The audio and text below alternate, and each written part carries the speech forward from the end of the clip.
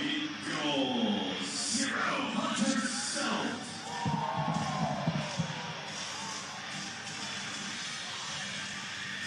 Number 2, Josh O'Brien.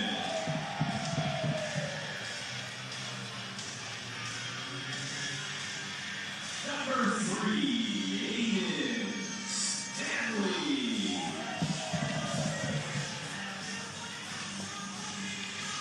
Number 9, Augie Williams.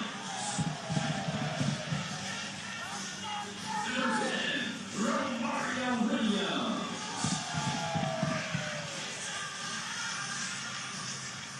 Number 13, Sebastian Guazzali.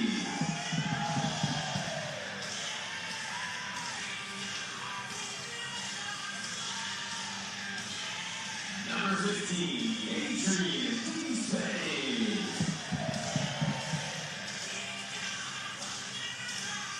Number 16, Lawrence Wooten.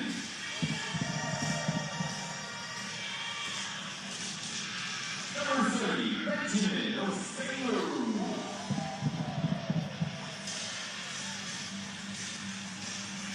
Number 42, Douglas Martinez.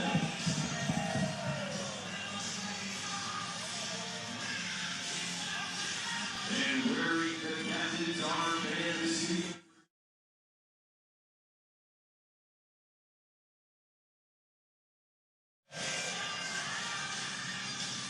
The head coach of your Indy 11 is Sean McCulley. The Indy 11 assistant coaches are Phil Presser and Dave Zapponi. The goalkeeper coach is Aiden Swift. The head athletic trainer is Josh Trino. And the team doctor is Dr. Ashley Warren.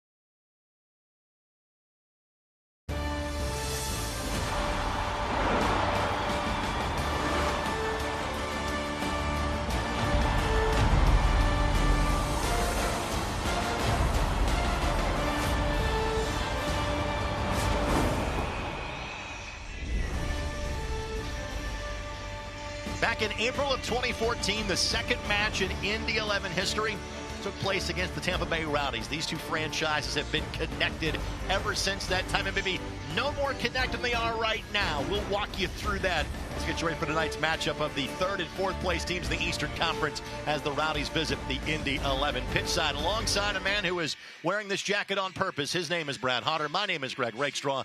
Thank you so much for joining us. We'll explain this during the course of the match. No need to explain things about Tampa Bay. Brad, you simply set your watch to it. They're good every year, and they're doing it with a lot of names and faces we know well in Indianapolis. Absolutely. A lot of familiar names. And you talked about it. Every year you can count on Tampa Bay to be in the conversation. Well, guy that technically was with the Indy 11 but never played a game for the team is Cal Jennings, and that's unfortunate for Indy because, Brad, he has now scored 61 goals in the last 4.5 years. Unreal. He's on a pace every year, and every time he plays a match, they're keying on him, and he still performs. He and Manuel Arteaga both have double-digit goals on the season. Manu, tremendous service to Cal.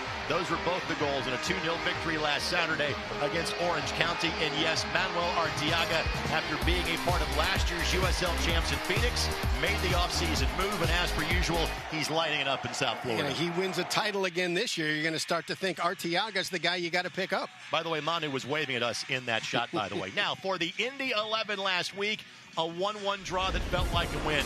Tired legs after the Open Cup. Some Elliot Collier magic delivers a point for Indy 7 days ago. Yeah, it's one of those ones where you're not playing your best match, and you need a little bit of individual brilliance to get you over the hump, and it comes from Elliot Collier. Now, if we focus on Tampa Bay offensively, we got to talk about defense for the Indy 11. Ben Ufemu needs to lead the charge tonight. He's been fantastic, and one of the things that's so critical, he's been there every game, and when you've got injuries across the back line, you need somebody that you can pencil in every night. Again, we've mentioned that these two teams are 3-4. 1-2 in the East played last night in terms of both Lou City and Charleston. These teams trying to keep pace with not just two of the best teams in the Eastern Conference, but frankly, probably the two best in the entire league. Absolutely, and if you can keep these four, one of the things you want to do at this point in the year is keep yourself above that line of four. You want to be able to host a match when it comes playoff time. Tonight's winner gets even closer to a valued home playoff spot some 4 months from now. Now, familiar names. How can we leave out Jordan Farr until this point? He'll be in goal tonight for the visitors and the Rowdies of Tampa Bay. That and more when we come back to downtown Indianapolis. It's Wish TV and ESPN+. AES Indiana is dedicated to providing you with smart energy solutions that power our lives. Our energy efficiency programs help you save energy and money. From rebates on lighting and smart thermostats to appliance pickup and recycling, you can take advantage of cleaner, more cost-effective energy solutions right here, right now. IPL is now AES Indiana. We are accelerating the future of energy together. At Indiana Members Credit Union, we're invested in more than just your finances. We're invested in your future, the future of your family, the well-being of the community you live in, and in those who dream big. Until those dreams become a reality, any bank can give you a loan or open an account. At IMCU, we care about more than just dollars and cents. We care about doing things that make sense, and investing in you makes good sense to us.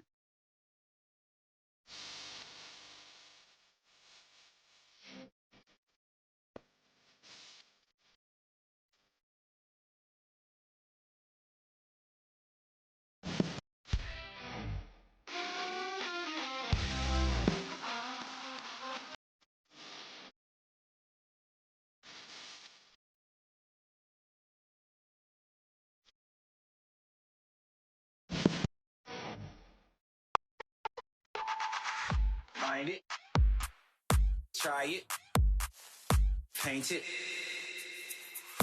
love it. Find it, try it, paint it, love it. Find it, try it, paint it, love it. Find it, try it, paint it, love it. Find it, try it, paint it, love it, love it, love it, love it.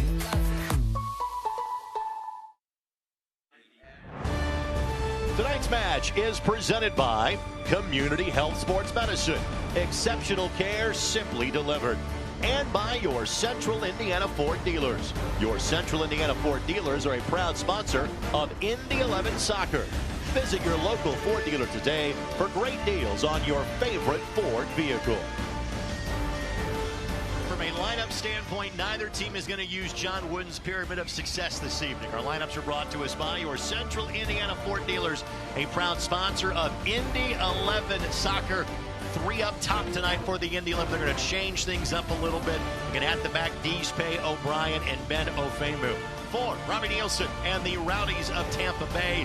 Again, familiar names to Indy 11 fans across the board. Arteaga, Jennings, Jordan Farr, and a familiar name to anybody that's watched football in this league, Aaron Guillen, Lewis Hilton, players of that ilk. Yeah, this is going to be a fantastic game, not just everything that's on the line, but this first 15 minutes, I think, is going to be electric. It's a very fitting shot right there. Two guys that are known in their other town. Arteaga now in Tampa Bay. Sebastian Guenzati now with the Indy 11 in year number 2. And we are underway in Indianapolis. Thanks for joining us on Wish TV and ESPN+. First of 2 meetings this season. These two teams will finish the season against each other on October the 26th. And you get the idea. That could very easily be for playoff seeding when these teams play at the end of October at Al Lang Stadium. Yeah, there's still a lot of games left to play, but every point is going to be so critical now. Aaron Guillen, who we first saw with North Carolina FC, now has settled into a guy that is a big part of what they do in Tampa Bay. Here's Jordan Farr. Second time he has played against the Indy 11 in Indianapolis. He returned on August 27th of 2022 in a 1-0 Indy 11 victory against the eventual USL Cup champions in San Antonio. Jordan has played every minute of every match so far this year. Handball called against Douglas Martinez. It'll be Rowdies' possession. Only question mark about Jordan Farr and playing in tonight's match for Tampa Bay. His wife Allie's due date for their second child yesterday. So it was up in the air whether Jordan would make the trip. He has thankfully done that. And we want to say hello to all of our friends in Oregon, the Farr family. Used to tune into our broadcast every Saturday. It's good to have you guys tuning in on ESPN Plus tonight, guys. We miss you all here in Indianapolis. Hilton sends it in. Ofemu gets a boot in the way. Good job by Hilton to poke that free, but a throw-in coming here for the Indy 11. Let's get to our injury report. It's brought to us by Community Health Network Sports Medicine, official sports medicine provider of the Indy 11. Blake, Musa, Quinn, and King all out tonight. What I can tell you is this. Aiden Quinn is not too far away, and not many teams get to add a player of his caliber at this point in the season. That's going to be a big pickup for Indy, we think, at some point in August. Yeah, it's one of those ones that just provides a little bit of comfort and confidence when you start seeing him back in the lineup. Josh O'Brien scrambles back to play that one sideways as Jennings was applying pressure.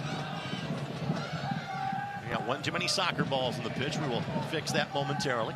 By the way, Thomas Snyder is our referee for tonight's match. John Krelzino Cho, our assistant referees, and Jackson Krauser is our fourth official this evening.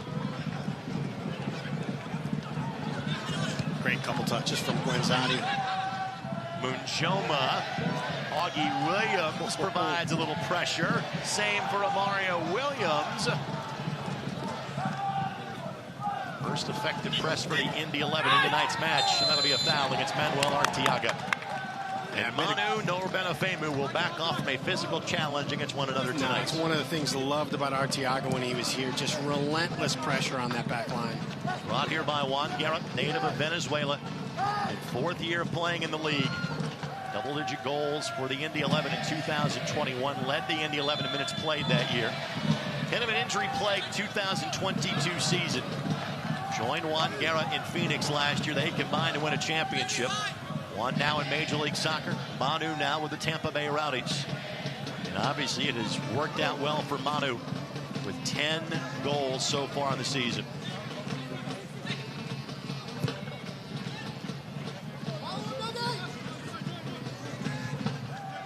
Perez finds Guillen.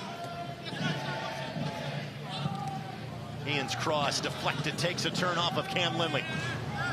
Perez has the opportunity, and Ofemu will give the corner kick. It is brought to us by Wilson Kehoe Whittingham. First moment of danger comes for Tampa Bay at minute number 5. Yeah, you could see how dangerous Tampa is as the ball held up just outside the 18. You saw these slashing runs in behind Indy's back line. That's what his Hilton is heading over. Assists so far for Hilton this year. He's played in all 18 games to this point for Tampa Bay. Bending ball in. Martinez got there first. Augie Williams races to avoid the deep corner throw in. Arteaga's pressure walks it across the byline. Will be an Indy 11 goal. Kicking with that. Let's get to our keys this match. They are brought to us by your Central Indiana Ford dealers, proud sponsor of Indy 11 soccer. Yeah, Tampa Bay comes to town with two really dominant scorers up top. How can Indy make life difficult for those two? The Tampa Bay, very direct team, looking to get the ball into Arteaga and Jennings as early as they can. Can Indy counter press and put some press on that back line to deny the serves in? For Tampa Bay, a little bit of travel adversity yesterday as the whole world shut down. Can they turn that into fuel tonight? And then can their wings stretch Indy's back line wide enough to open up bigger channels for Jennings and Arteaga? Cal Jennings speaking that opportunity. For a moment, Hunter Salt was racing towards the ball, then cut off that movement. Able to recover in time and get his paws on another one. Salt has been tremendous. He has been the primary goalkeeper since April 20th for the Indy 11. The 11 have lost one match since that time. Yeah, and the one thing you do not want to see is Cal Jennings in the 18 with a little bit of space. That was almost where he got the first goal in the last match from. I'm not sure. I've ever seen the ratio that Jennings and Arteaga have for this team, Brad. They have 21 of Tampa Bay's 28 goals so far on the season. You know, so it's impressive numerically, but when you start looking at it from a coaching perspective, too, they're the two that are keyed on every game. So to be able to continue to produce, even though everybody on the field knows it's coming through you. Here's Hilton. He's fantastic. Some guys, their numbers don't impress you. The eyeball test does. That is the case for Hilton each and every time out. O'Brien with a head to it. And Ofemu will play it sideways. Not a corner, but a throw coming here for the Rowdies. Yeah, love the way Hilton plays. Just a bulldog in the middle of the field defensively. Just jams up everything. But a great transitional piece. When they don't have the opportunity to go direct, he pops into the pockets, pulls the ball off the back line, and moves it very, very well for Tampa Bay. Here's Freddie Kleeman. They made a move this week, did Tampa Bay. We'll tell you about that in a matter of moments. Mujoma looking back post just a bit too far, and Aiden Stanley does not take a chance. He gives the corner. Second time Indy defensively has been in that position. This corner brought to us by Wilson Kehoe Winningham. What a clever little touch from Gian to start that play. This is such a good team year in, year out. So it is Perez that is heading over.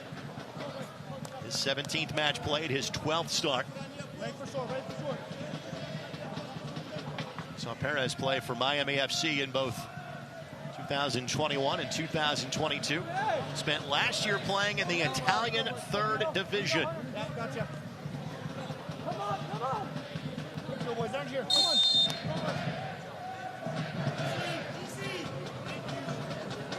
Ball sent in. Great ball. Bending ball, and it's off the head of O'Brien. Another corner coming. 3 in the first 8+ minutes here for the visitors. That's such a dangerous spot. If that first defender can't play to it, it's just in such traffic. You've got runners slashing into the 6 just to try to get a piece of it. Tampa Bay, the runners-up in 2021 to Orange County. One of the finalists in 2020. Obviously, that COVID-affected season, we did not declare a champion that year.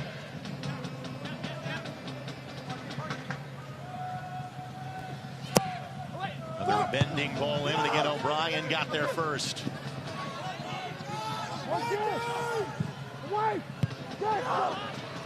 Arteaga maintains the attack for the Rowdies.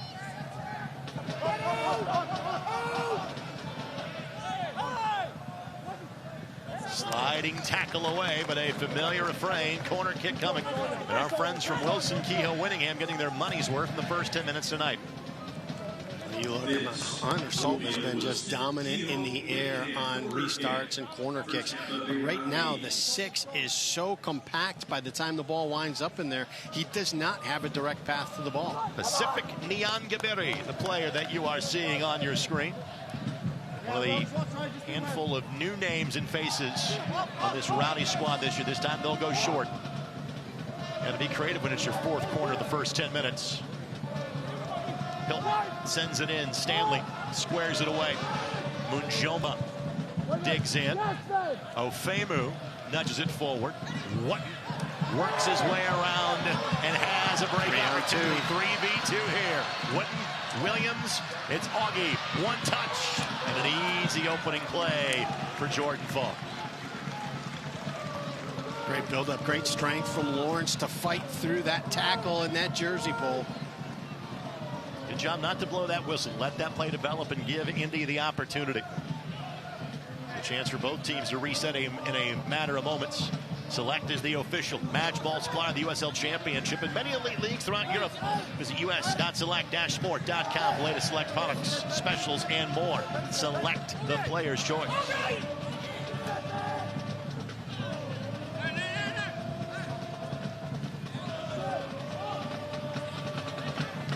New City 1, Charleston 2, Tampa Bay 3, Indy 4. In terms of the Eastern Conference standings.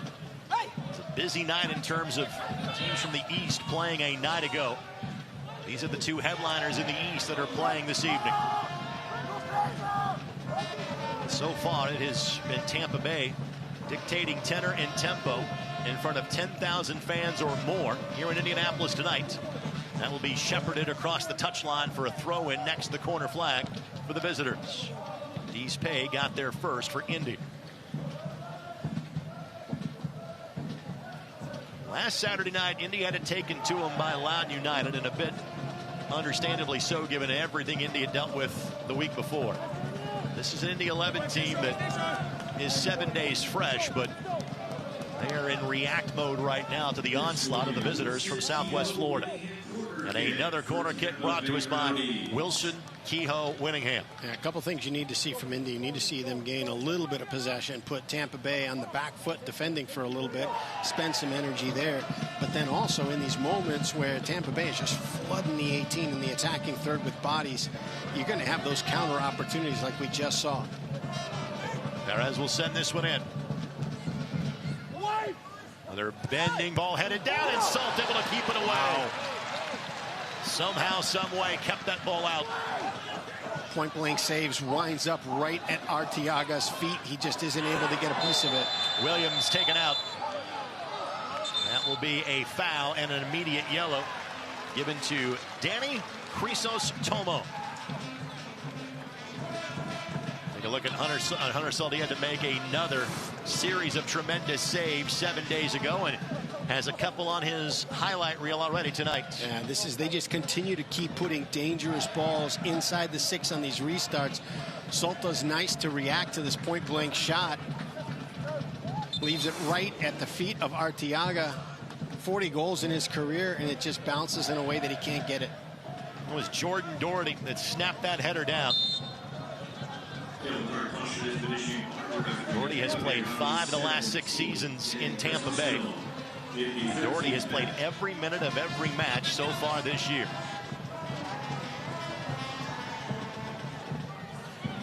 Here's what. In for the injured Jack Blake, he has been outstanding. Bending ball, Martinez. Williams couldn't get a true settling touch opportunity. Yeah, great find from Martinez to get Williams inside the box. Just a small little sliver of space. He drops it in there. Arteaga the read, but what they're waiting for him. Zadi able to weave his way through pressure. By the way, the sports this match brought to us by Community Health Sports Medicine, the official sports medicine provider of the Indy 11. Exceptional care simply delivered, and a foul against Tampa Bay, and a talking to in both directions I think will take place before a restart is official. Martinez playing a little bit further back tonight. He is doing so because Ben Mines, I'm not sure, is fully 90 minutes fit this evening. So we have seen Mines holding down that right flank, so much so that Yunus Boudadi was sent to Hartford about a month or so ago. We'll see Mines, we think, off the bench this evening for Sean McCauley. And I do like this from Martinez. I think what it does is it disguises him a little bit. He can pick and choose when to get forward, and he's got space and can be a bit more deceptive. Well, speaking of space, he has some here. Tries to play it across, and Perez gets in the way. Perez, the nephew of the El Salvadorian national team coach in Hugo Perez.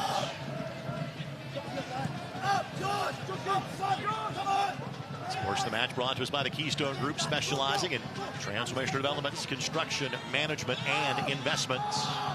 Good little moment here from Indy, holding a bit of possession. Kleeman works that ball away from Williams. Now Perez charging forward. Famu slows him up. Uses his large frame to get in the way of the shot attempt.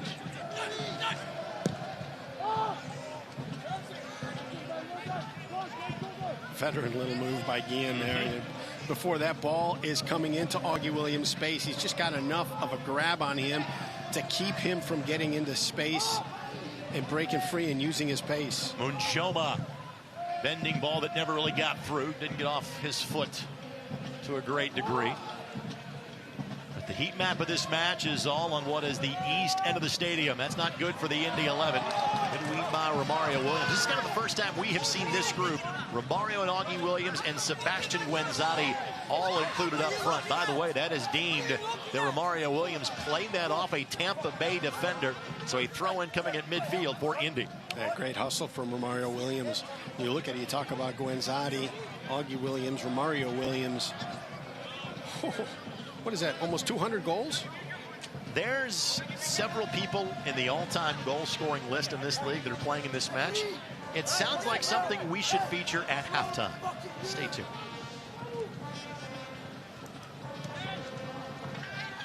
We mentioned this as Jennings is fouled. Again, the fact that Cal Jennings in less than 5 years is getting into that top 10, top 15 range, jaw-dropping. You've got some guys that are just separating themselves at an early age. Wilson Harris, Nick Marcanic, Cal Jennings. Marcanic may set the career scoring mark this year. Dane Kelly's 100 goals could be in trouble at the pace that Marcanic has been on. Whatton's ball for Martinez. Probably like to have that one back, but the end result not bad for the Indy 11. A throw-in coming as ball was off the boot of Eddie Munchoma.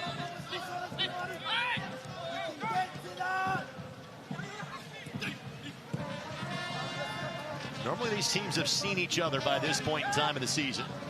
Just a quirk in the schedule where there's this matchup and then the season finale in South Florida. Errant by the Indy 11. Josh O'Brien in for Callum Chapman-Page. What I said about Ben Mines probably holds true for Chapman-Page. We'll see him at some point, but we didn't feel he was 90 minutes fit for tonight's contest. Last week took a lot from the Indy 11. Romario Williams will try to track that down, but he of 58 goals in USL Championship play could not get there in time.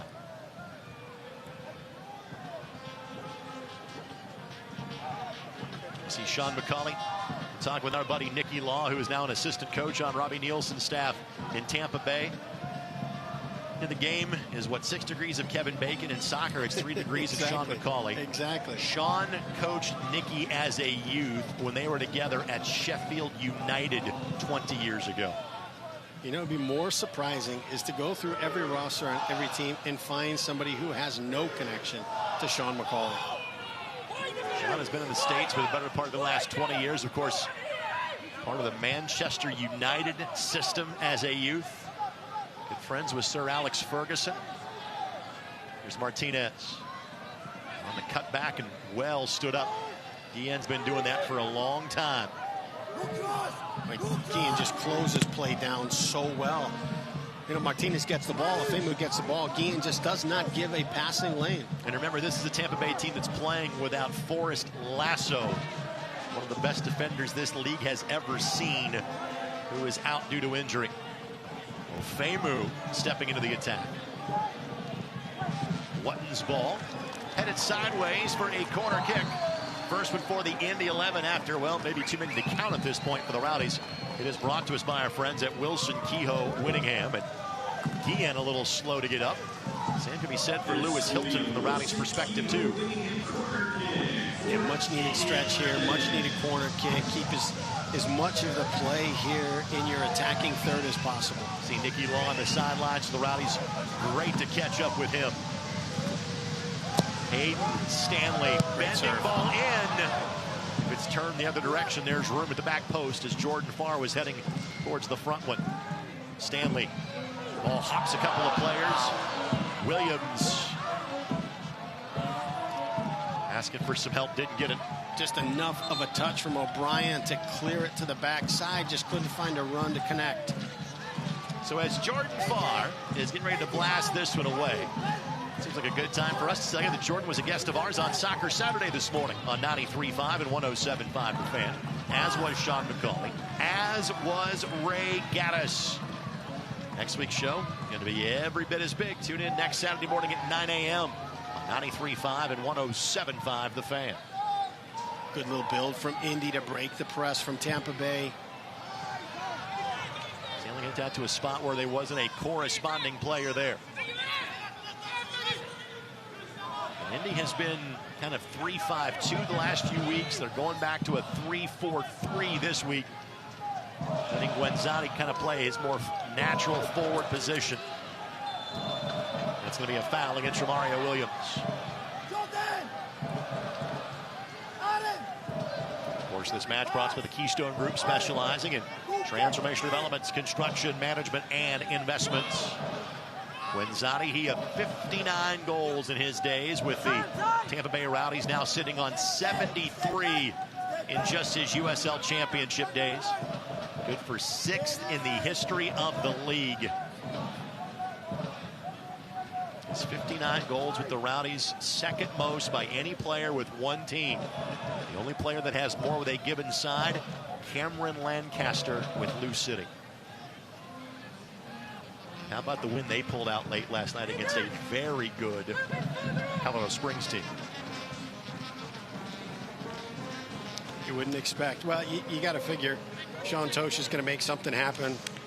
He does it in extra time last night. And normally it's from the spot when Sean makes it happen, not on kind of a loose change. Yeah. A good look from the Brickyard Battalion cam, the west end of this east-west pitch alignment. In splendid weather the last 4 days, and frankly it's been in the forecast like this for the last week. So when that happens, this place tends to be full, as is the case tonight. Williams, bit of a beneficial touch from the visitors. Stanley lines up his options. Williams just steers it wide. I think the offside flag was up. What a great early serve from Aiden Stanley. Stanley looking for his 10th assist of the season. Boy, when you can find him in space, good things happen. Williams has yet to score since joining the Indy 11. Does have an assist dating back 2 weeks ago in the 3-3 draw against Rhode Island FC, who will be the next home opponent for the Indy 11. They are on the road each of the next 2 Fridays at FC Tulsa and at the Charleston Battery. Our next telecast on MyIndy TV will be that Wednesday match on August 7th. Only Wednesday home match of the season for the Indy 11. The flick forward. Flag stays down. Can Perez get there in time? Well, he did. It was the track that got him. But then blows a tire as that surface quickly goes from turf to the track surface. And it was the end of that opportunity for the Rowdies. A great little build-up. The ball is delivered into Arteaga's feet. He feels Afemu's pressure on his back and flicks it into space. But Afemu actually broke off his run and got into the space for Perez. Of course, this match is brought to us by Sports Tech HQ. Indiana winning is in our DNA. For more information, visit forthebold.com. Of course, it is a big sports weekend here in Indianapolis. The 31st NASCAR weekend in Indy. The Brickyard 400 is tomorrow.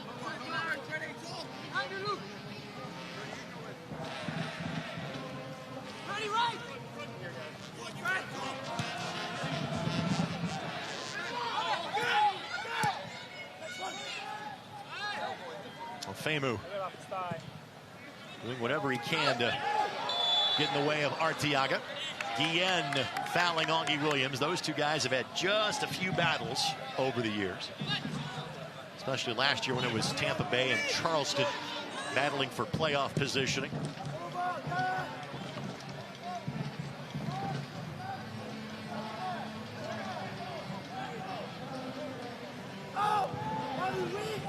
shift from Tampa Bay. He got the ball early out to Stanley. He had a little bit of space. You got Dispay making an overlapping run, and Tampa shifts into the space and denies the opportunity. And somehow Stanley breaks free. Stanley looks to play it across. There was a deflection back off of Aiden Stanley, so that leads. Nope, they're going to change the call. Corner kick coming. The original call was going to be that deflected off of Stanley, but upon further review, it'll be a corner brought to us by our friends at Wilson, Kehoe, and Winningham. Take a look for yourself as to how it played out. Yeah, great recovery from Tampa Bay. You took a look, and Stanley had gotten free into that space, and he just threw some bodies back there and jammed it up.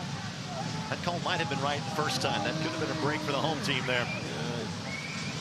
Bending ball in. Kleeman gets there first for the Rowdies. Whatton will settle for Indy. Good flick forward. Extra couple of touches, but Guillen.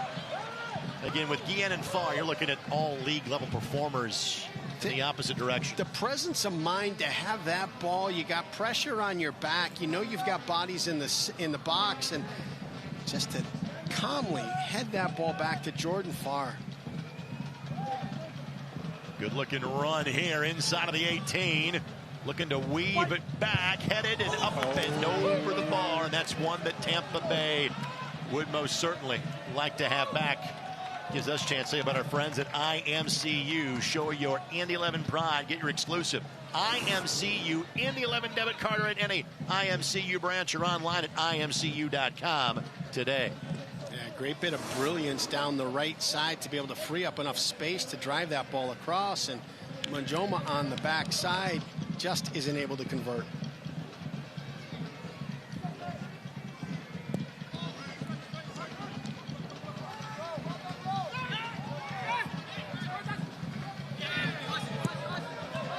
These two teams are not going to back away from each other in terms of a physical challenge. It's going to be physical. It stays a tight game. It's going to get even more physical. These are two veteran teams.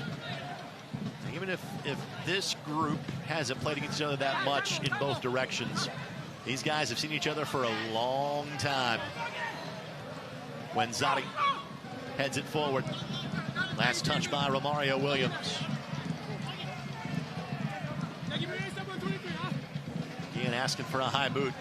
But frankly, it's been allowed to be physical going in both directions. And again, given how these two teams play, that's probably beneficial for both. This is not a high whistle, high card type of match. Right. You love the pace, you love the energy, and both teams can get into a rhythm and a flow. Arteaga, again, everything is trying to launch Jennings in open space. They're just so connected. Arteaga gets the ball, and immediately he's looking for that space for Jennings. Speaking of connected, how about this find for Aiden Stanley? Stanley goes to ground and draws the whistle. Here's the set piece opportunity for the Indy 11. And Lewis Hilton and Cam Lindley, frankly, kind of got tied up. And I think Lindley was trying to play the role of peacemaker and kind of hold up Hilton from charging towards the referee. Now, the game has definitely tilted just a little bit. Indy withstood that feverish 15-20 minute start from Tampa Bay, and now has started to erode a little bit, get a little bit of possession, and create some dangerous opportunities. Pacific Neon Gavere, the player that was guilty of the foul. This would be the territory of Jack Blake, a former member of the Rowdies, if he were healthy. And I think we're going to see Jack back sooner rather than later, but he has been out now for really 4 weeks since getting injured in the first half of the match against Orange County, the only Indy 11 loss in the last 3 months of play. Well, you look, you got O'Famer, you got Dispay, you got Martinez, you got O'Brien, you got guys that are just so good in the air. This looks like a ball from maybe Aiden Stanley coming across, bend it in behind that back line, see if you can beat your mark to it. Lindley is not one that calls his own number very often, but perhaps an opportunity here.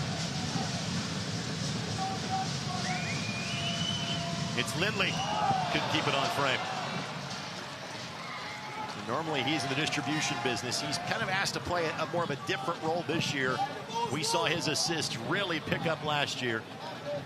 And Jordan Farr has always been one for quick restarts, but especially with a player like Cal Jennings, that tempo gets turned up even faster now in Tampa Bay. Well, you take a look. Indy brings all of the big bodies from the back line forward. You've got a chance to get two of the top goal scorers in the league out in space without the correct defensive shape from Indy. You play quick. Jordan Farr now in his 7th year as a pro, spending his first 4 years here with the Indy 11.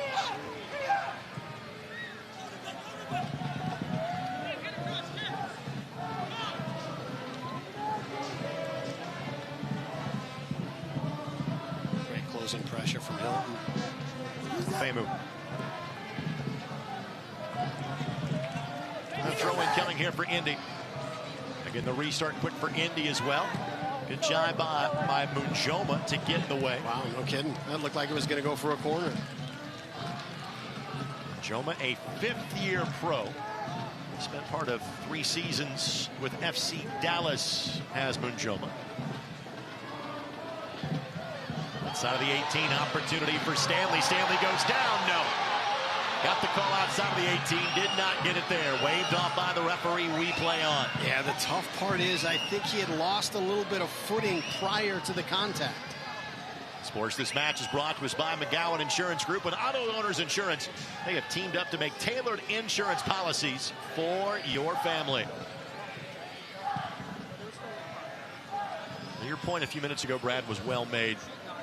First 15 minutes, seemingly everything in favor of the Rowdies. It has leveled out significantly since that time, and Arteaga going to be called for the jersey tug here that affects Adrian D's pay.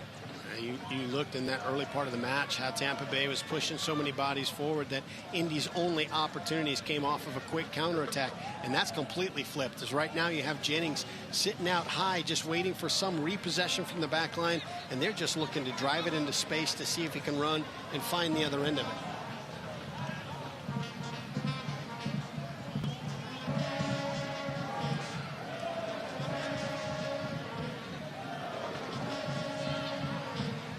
Wenzati for a goal against his old team. Martinez, good looking ball intended for Augie Williams. It was Kleeman that had the read to get in the way. Ofemu, right idea. And acquired from Miami FC back on April the 11th. It's a great step from Tampa Bay. Deny Aiden Stanley another opportunity to get down the flank. And Lawrence Wooden will get the first yellow of the match for the Indy 11. Very much a tactical foul there. In trying to deny that break and trying to deny the opportunity to find Kyle Jennings at the other end of the park. So first yellow shown to the Indy 11.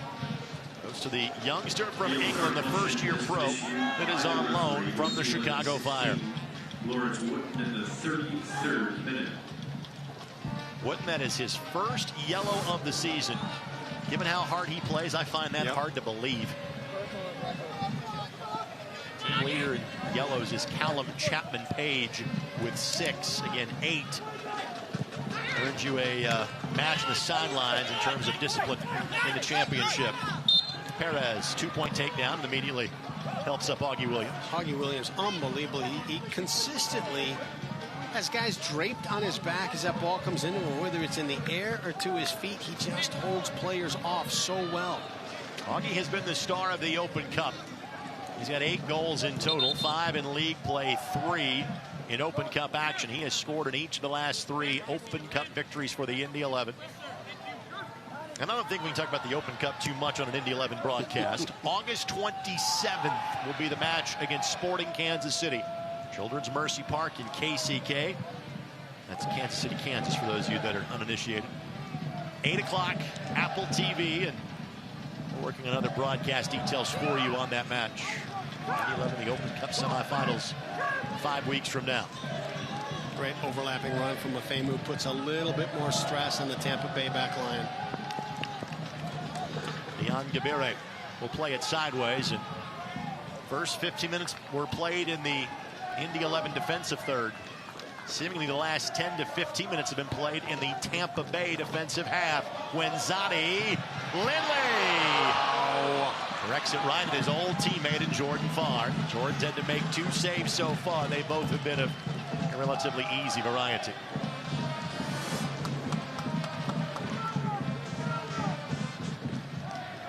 have the speed of thought to find Guenzati.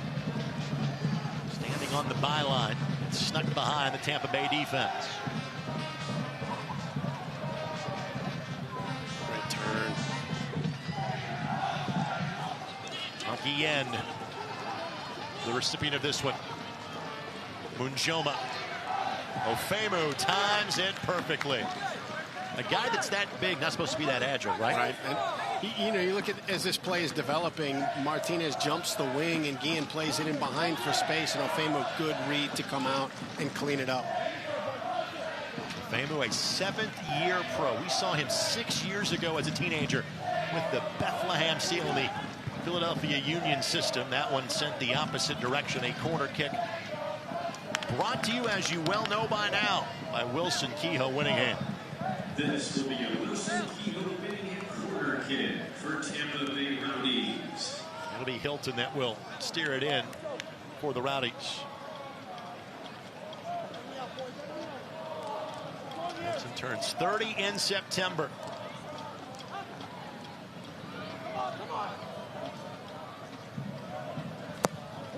Bending ball in, flick back, and it's in.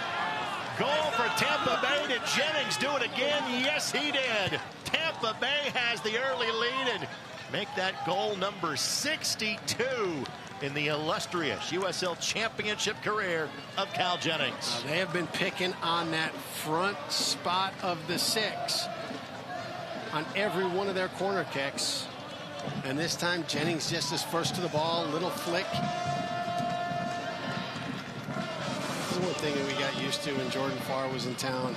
His sprint up to congratulate everybody. Guys on the bench, look at that flick. Look at that Just angle. knows My where goodness. the goal is. Just redirecting it past Salt.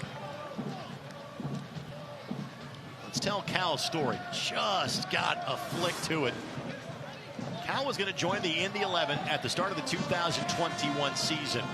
After his rookie campaign in 2020, the COVID-shortened year in the USL Championship. Well, after then head coach Martin Rennie had signed Cal, LAFC came calling, and Martin did not want to get in the way of his opportunity in Major League Soccer. So Cal was with the Indy 11. We did an interview for Soccer Saturday. Never played in the match. It's in the archives. For the Indy 11. It is. I know exactly where it is in the file. So if we say, hey, former Indy 11 man, that's true. He was with the team. But that year the season didn't start until May 1st. Never played a match with the Indy 11. So the Rowdies pick up the first goal of the match. Cal gets his 12th of the season. And in the answer, Martinez Farr has that one lined up, no problem. It's the crazy part about it, the first 15, 20 minutes when they were peppering the 18-yard box of Indy, you'd figure that's when they're going to get it, and instead they get it against the run of play and counterattacks and restarts. Jennings that time. There will be a corner coming. Again, brought to us by our friends at Wilson, Kehoe, and Winningham. Let's see, they drop it in the front of the 6 again. This will be a Wilson Kehoe Winningham corner kick for Tampa Bay. Every one of their corner kicks has been dangerous. Even the one that they played some combination short, they were able to create something off of it. Race last week for Jennings. Now his 12th goal of the campaign. His second year with the Rowdies. Played his collegiate soccer at Central Florida as an Indy 11 backup keeper, Yannick Odell. Cal had 1 year where he was the top goal scorer in all of college soccer. That form has continued into his days as a pro. Bending ball in. O'Brien got there first, but then volleyed. I don't think Salt touched it. No, he did not. It'll be a goal kick coming for the Indy 11. This portion of this match is brought to us by Community Health Network. Exceptional care, simply delivered.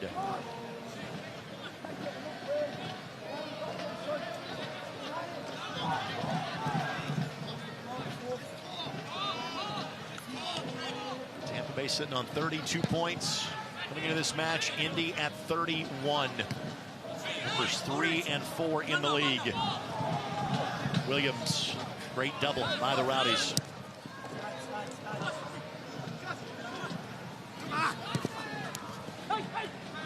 Great job by Tampa Bay to break that press. Zadi gets in the way. Good outlet found by Lindley. Martinez just trying to size up his options. Very compact defensive shape being held here by Tampa Bay.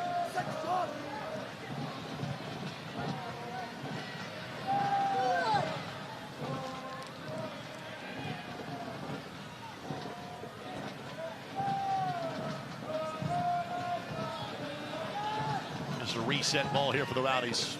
Here's Sean McCauley. We'll hear from him coming up in a matter of moments. What's going through your mind right now? Well, you're a bit frustrated because you kind of tilted the game back to your favor. You're creating some dynamic opportunities in and around the 18, and then it comes into a corner kick and you're down 1-0. Martinez the target. And Choma gets in the way. Williams thought Wooten was going to keep charging forward. Lawrence had broken off his run. Possession goes away for the Indy 11.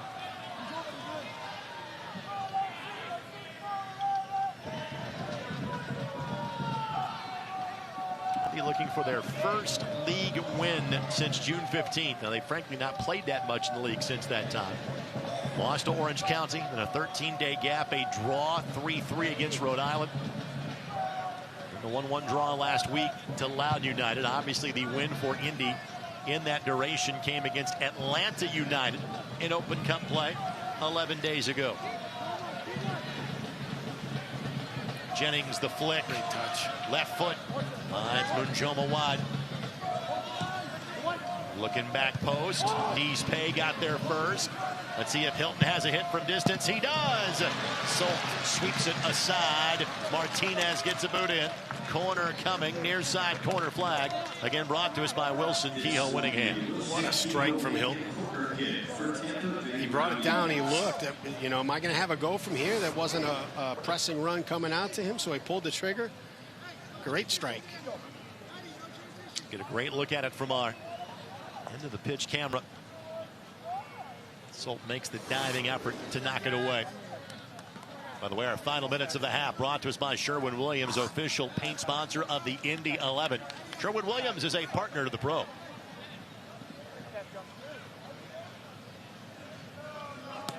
And they'll play it short. Perez bending ball, headed down by Arteaga, up and over the bar. Go to the other corner, was touched last by Indy. And we may be in the 8 or 9 range in terms of corners in the opening half here for Tampa Bay. Yeah, great win by Arteaga. Spent 2021 and 2022 with the Indy 11. Did Manuel Arteaga. Tonight's match brought to us by Dormicaba. For every place that matters.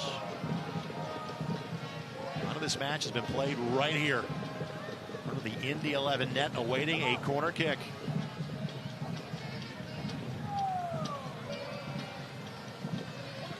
Pending ball in. Solt has to throw a Rowdies player out of the way to parry it to the left. Munjoma's bending ball. Solt able to keep that ball in play. Never really threatened on that one. That's a tough one as a keeper, because in your mind you're like, this ball's going to go out of bounds, but if you don't make a play on it and someone does what Guenzati just did at the other end and heads that ball back across the middle, you're exposed. A stumble by Perez gives the Indy 11 a little more space to work with. Looking for an equalizer going to halftime. Guenzati's run in Martinez could not get on the same page. Boy, Jordan Farr just has such control of this position right now. We got to see him in the early part of his career where just such great athleticism and such quickness, and that's how he played the game. But right now, he's not lost that athleticism and quickness, but his tactical IQ is so much higher. I only question that mustache he currently has.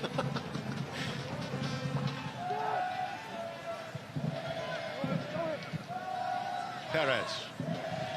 Looking for Arteaga. Solt had the immediate read and got in the way. Low backspin on that ball. I think we're looking at a lot of added time here before we get to halftime. No hydration break, a couple of yellows, obviously a goal. But I'm not sure anything more than a couple of minutes.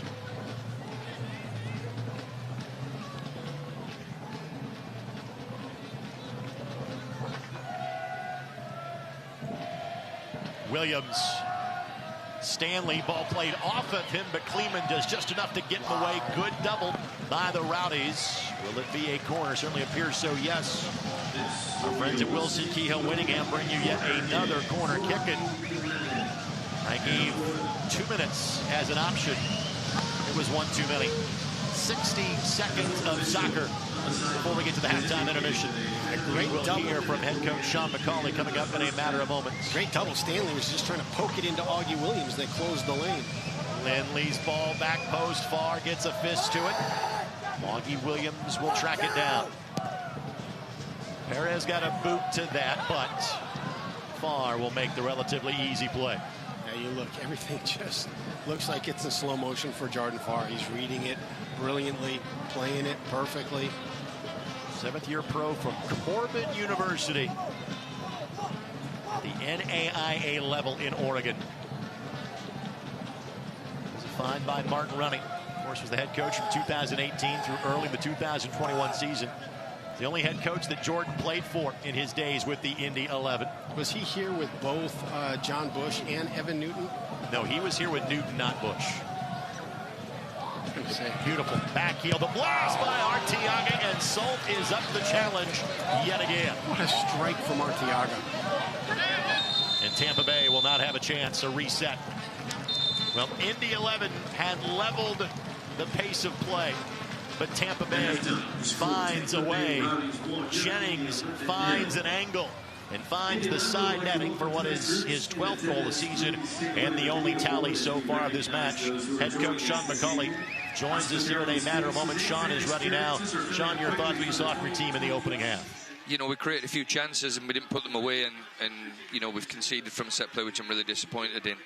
We need to stop their attacks coming from the back three. You know, they're carrying the ball a long way, so we need to make sure we stop that and continue to try and create some more chances, and hopefully one goes in for us. But at this moment in time, you know, it's a pretty even game, other than the fact that they've taken the chance that they've had off the set play. Sean, thank you very much. Talk to you post-match. Thank you. Head coach Sean McCauley of the Indy 11, kind enough to join us and get his thoughts as to what needs to change in half number 2.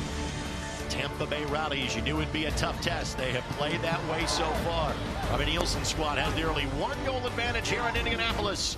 You're watching Indy 11 soccer on Wish TV and ESPN+.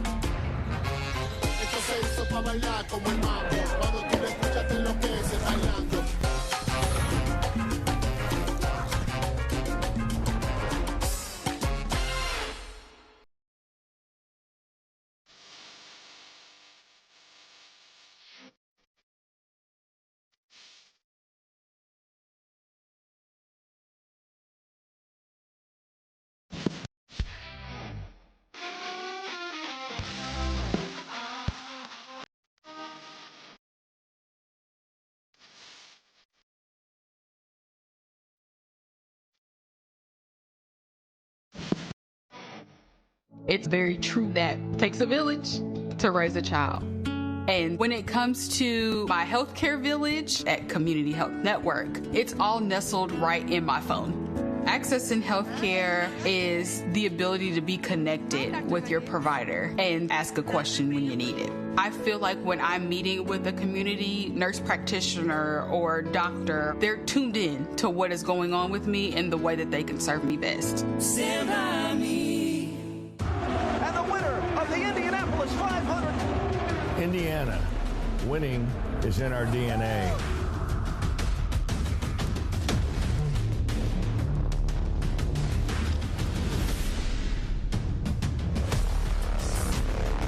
And we're winning the future with $22 billion in new business investment, building an economy of the future with unprecedented momentum. Indiana, for the winners.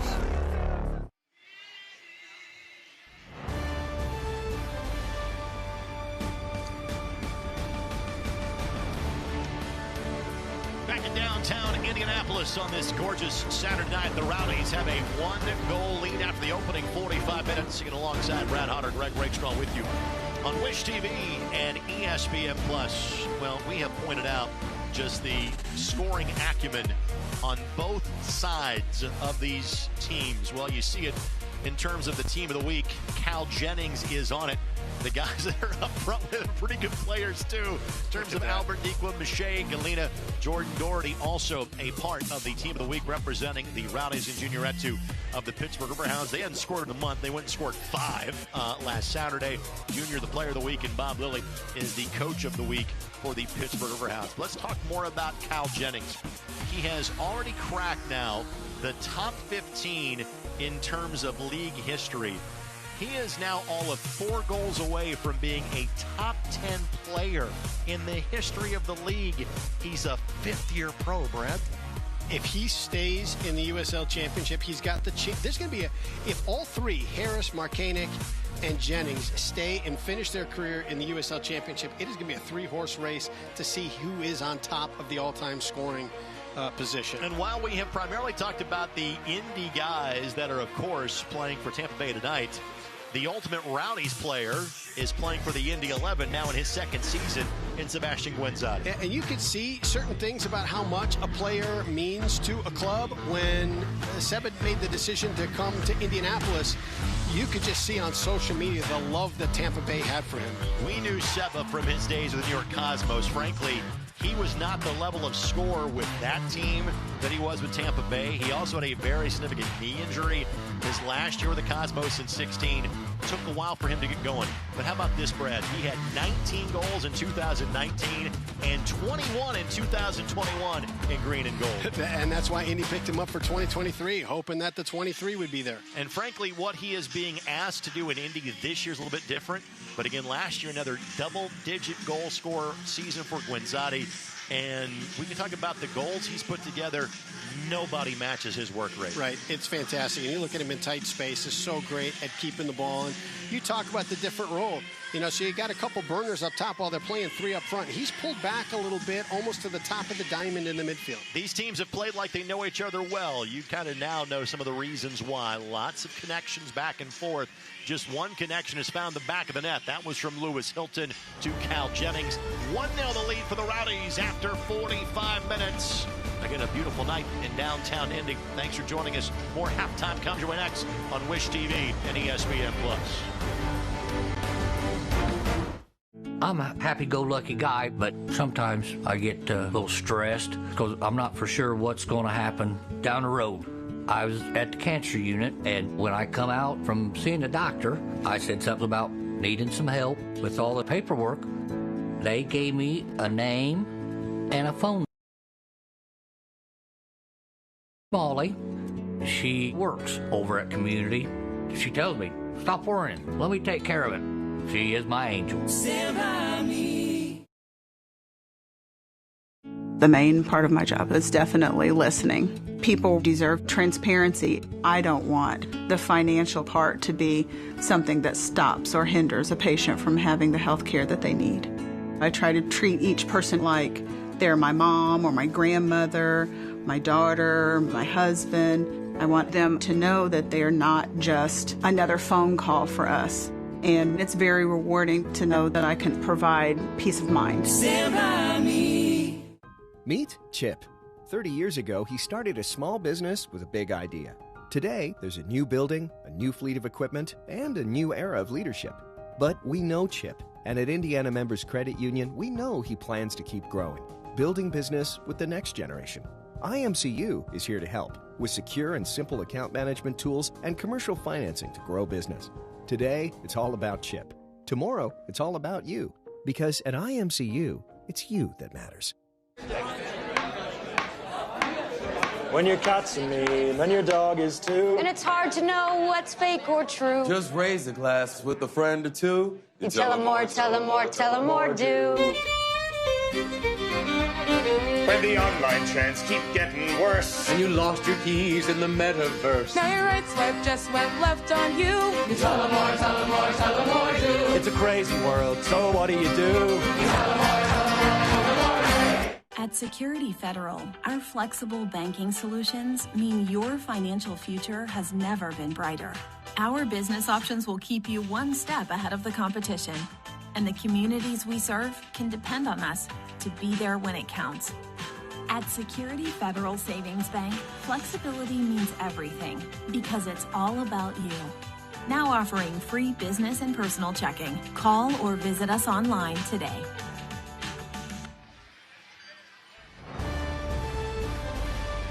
Our score at the break in Indianapolis, 1-0. Tampa Bay leading the Indy 11. Well, as we always do at halftime, a look around the USL Championship. And as we mentioned, it's been a busy week already. There was a series of matches last night. Charleston a 2-0 win. North Carolina played a man down for virtually the entire match. That was a win for them, getting a 1-1 draw against Detroit City. Again, Sean Tosh, the late goal to give Blue City the full 3 points against the Switchbacks. And then late night, Phoenix, a 2-0 win against a struggling El Paso team. An El Paso team that comes here, by the way, in September. So with that, now let's look forward to the other matches that are taking place around the league this evening. Again, a bit of a reduced Saturday night slate. Well, we'll get to that later. Let's show you now the Eastern Conference standings. Let's go back to the Saturday night matches in terms of around the championship. This is one of the early starts of this Saturday night.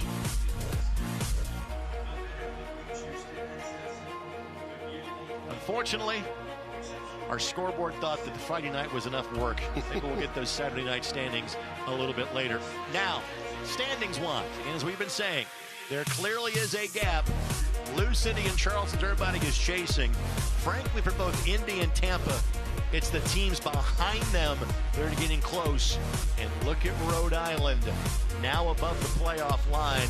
But really only 9 points separate 3 through 9 in the Eastern Conference currently. We called it when we saw them in the 3-3 draw up in Rhode Island that this team is too talented. They've started to figure out. I think they had one win at that time, and they put together a pretty good streak. Right now, another win, and they're knocking on the door of being in the top 4. They frankly thumped Birmingham on Wednesday night. Rhode Island certainly has it going well offensively. They're on an absolute flyer. Well, tomorrow will be the second game of the USL Championship on CBS Sports at 4 o'clock. Indy 11 had the honor of being the first against Blue City back on Saturday, April the 6th. Part of what makes soccer special with the Oakland roots, the ambiance, the atmosphere. Like we'd say about the BYB here, we think there's something similar brewing on the east side of the bay.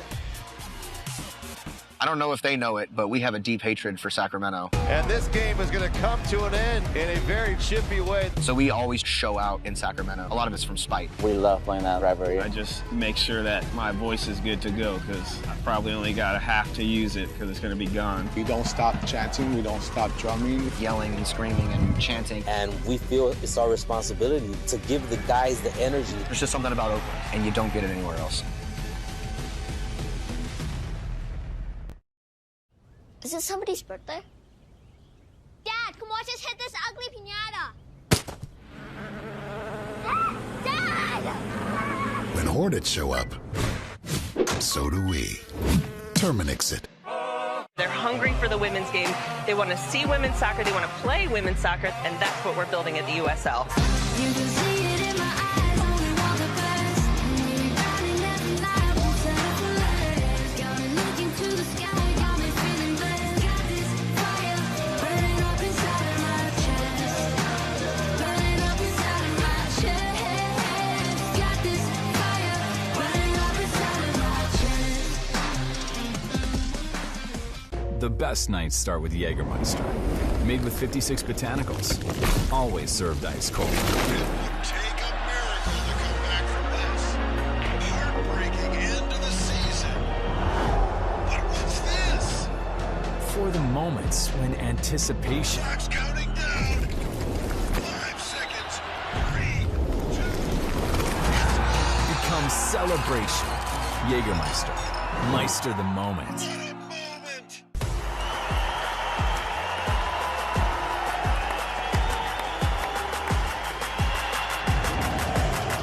Kicks it over the top. Shaw's in front of him, takes a deflection. Here comes Sacramento right back at Trevor Abbott.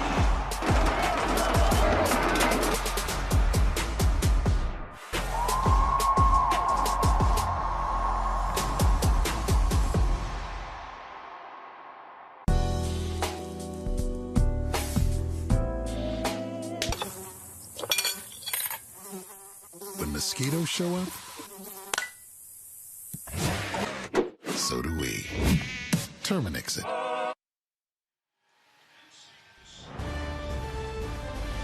Well, as mentioned, tomorrow a huge day for the league. A second network opportunity and one of two that will take place over the next 3 weeks because Detroit City is as hosting Rhode Island coming up on Saturday, August the 3rd. There is the full slate of matches you can see on CBS, CBS Sports Network, and ESPN2. It is the USL Summer of Soccer. And Brad, as we have said numerous times this year, what a wonderful job by our league to continue to give these players, these teams, these communities national platforms. Yeah, great job by the league, great job by the players and the staff to put a quality product on the field, and terrific job by the networks to recognize that people want to watch this. All right, what's got to change in half number 2 for the Indy 11, Brad? Well, you got to execute. I mean, you take a look at that last 20, 25 minutes of the first half, and you were all over the 18. You just couldn't find that final touch inside the box. No changes for either side. Again, weather does not dictate that. Both these teams are on full rest from a week ago. You can see these lineups carry on for some time. Frankly, that's kind of something that the Rowdies have dealt with. The 11 you see are very strong. Because of some injuries, there's not a lot of depth right now for this Rowdies squad. But the guys got in the park are awfully, awfully good. Doherty, Jennings, another flick. This was last touch by Indy. Another corner kick coming. Presented by Wilson, Kehoe, and Winningham. And that's a tough spot to try and flick it past Salt. But you knew in the back of his mind, he knew that Artiago was going to be making that run back post. The restart, a rapid one. Adrian Dees pay a header, and stop me if you've heard this before. A corner kick coming for the Rowdies, presented by Wilson, Kehoe, Winningham. This will be another Wilson. They've been so dangerous, dropping it right even with the front post at the top of the 6 and slashing runners into that zone just to get a redirection of it.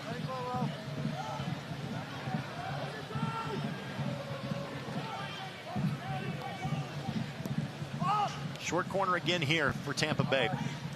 We've seen them do that several times in this match. And a foul called inside of the 18 against the visitors.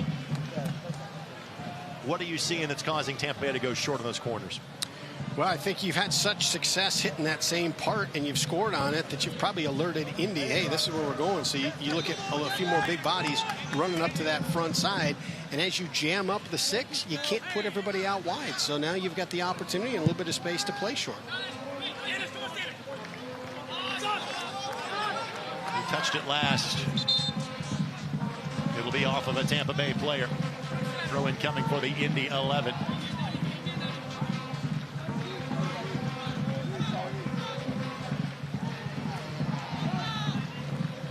Williams the target. Kleeman got ahead to it. Young Gabere. A couple of chances, but remember the scoring opportunities belong to the Tampa Bay Rowdies. It is deemed to be a foul against Neon Gabere. Great job by Stanley to sprint in front of the Tampa Bay player and draw contact. Much to the amazement of Robbie Nielsen right in front of his bench. Flick forward, Augie Williams couldn't get a turn to it. And then he's going to be called for the foul as the contact made on the follow-through. Blasted directly into the chest of the Rowdies defender. Yeah, that first touch from Augie Williams stayed up a little too long. That was Doherty that was the player that took that strike to the chest. Immediately Williams on to check on him to make sure he is okay. And that is simply the perils of playing the position. Yep, that ball goes up so high it gives Doherty the chance to come all the way around. Augie Williams just is looking for that side volley. Doherty absorbs it. Sports this match brought to us by Dorma Kaba for every place that matters.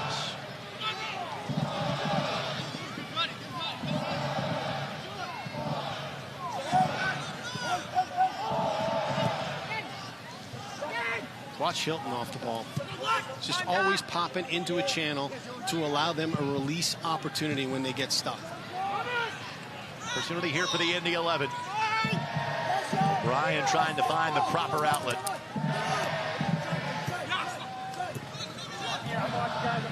Good build. What a ball by Lindley. Can Stanley get there? No, but because of a tremendous tackle by Nian Gabere, it will be a throw-in coming for the Indy 11. Pacific Nian Gabere. First team All-League in terms of name and potentially game with how he has played tonight. Stanley, the throw. Lindley steps to it. Lindley couldn't get a blast away, and he is deemed to committed a foul against Perez. Tonight's match brought to us by your Central Indiana Ford dealers, a proud sponsor of Indy 11 soccer. Visit your local Ford dealer today for great deals on your favorite Ford vehicle. And great build up to play that ball through Cam into Stanley's space. And what you're seeing tonight that we haven't seen over the last few weeks is getting the ball early to Stanley out into places where he can run and be effective.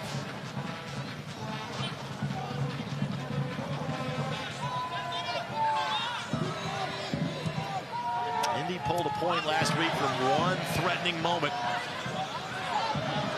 Dees pay the read. Romario Williams the charge forward. Looked good until it got to the edge of the 18, and then it goes away for the Indy 11. Now Hilton is down behind the play. And Guillen will simply play it sideways to give Hilton a moment to collect and see exactly what went wrong. Brilliant step from Dees Pay to get out and run in transition to create this opportunity. Hilton just does an unbelievable job of picking the right channel in which to plug up here to give Romario Williams no space. Just a little bit of contact between Hilton and Williams, but that wasn't the reason why. It was just kind of an errant step for Hilton.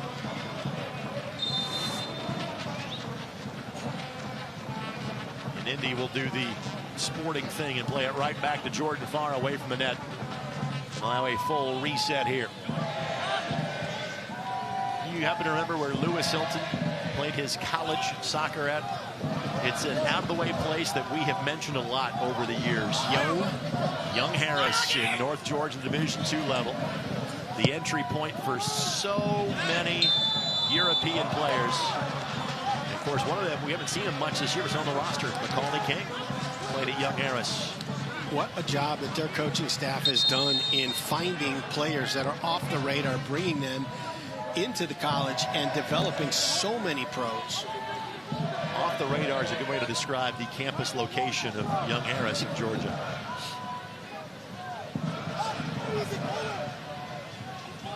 Marco Craig, Ilya Illich, also Young Harris alumni or former players.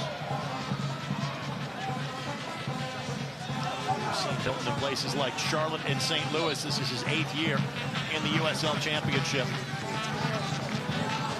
Terrific player.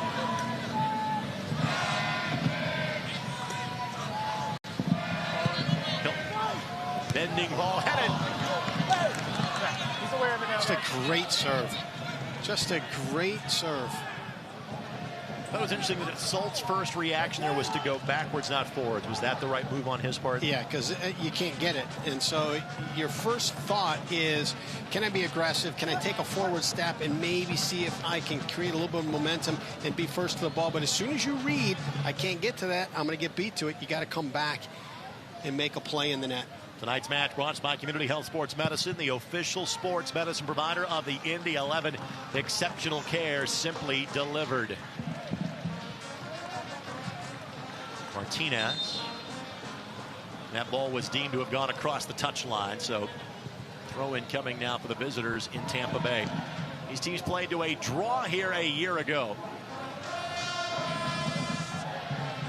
Of course, their rivalry dates back to their shared days in the North American Soccer League. As we mentioned in the beginning of the broadcast, the second match in Indy 11 history was against the Tampa Bay Rowdies. A 1-1 draw on April 19th of 2014. Did not see each other in 2017. That's when Tampa Bay made the move to the USL Championship. Indy would join in 2018. Bending ball in for Jennings. Jennings finds a sliver of space. Can't get him on Salt. But Salt is down. We play on, and we will stop right here because of a potential head injury to Hunter Salt.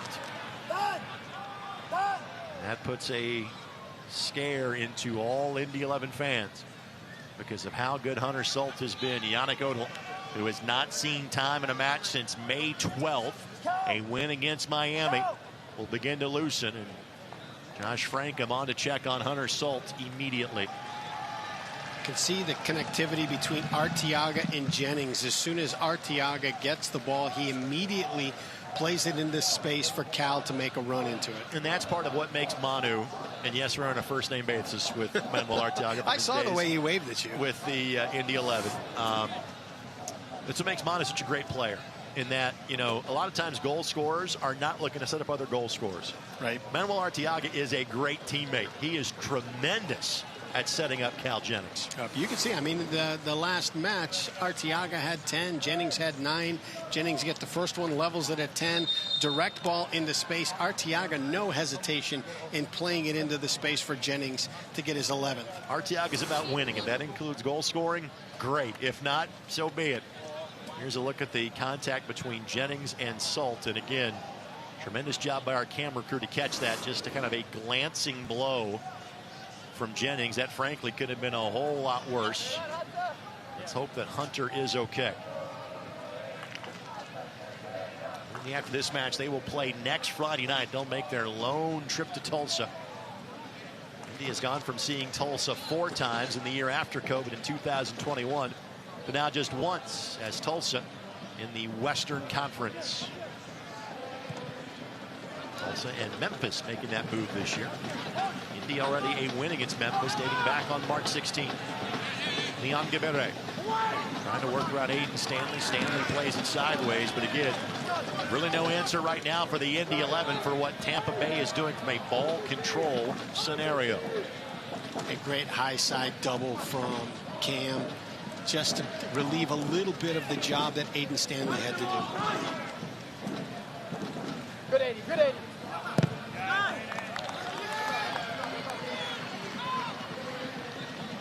No incoming for the Indy 11. Some of the Indy 11 players awaiting on the bench if given the opportunity.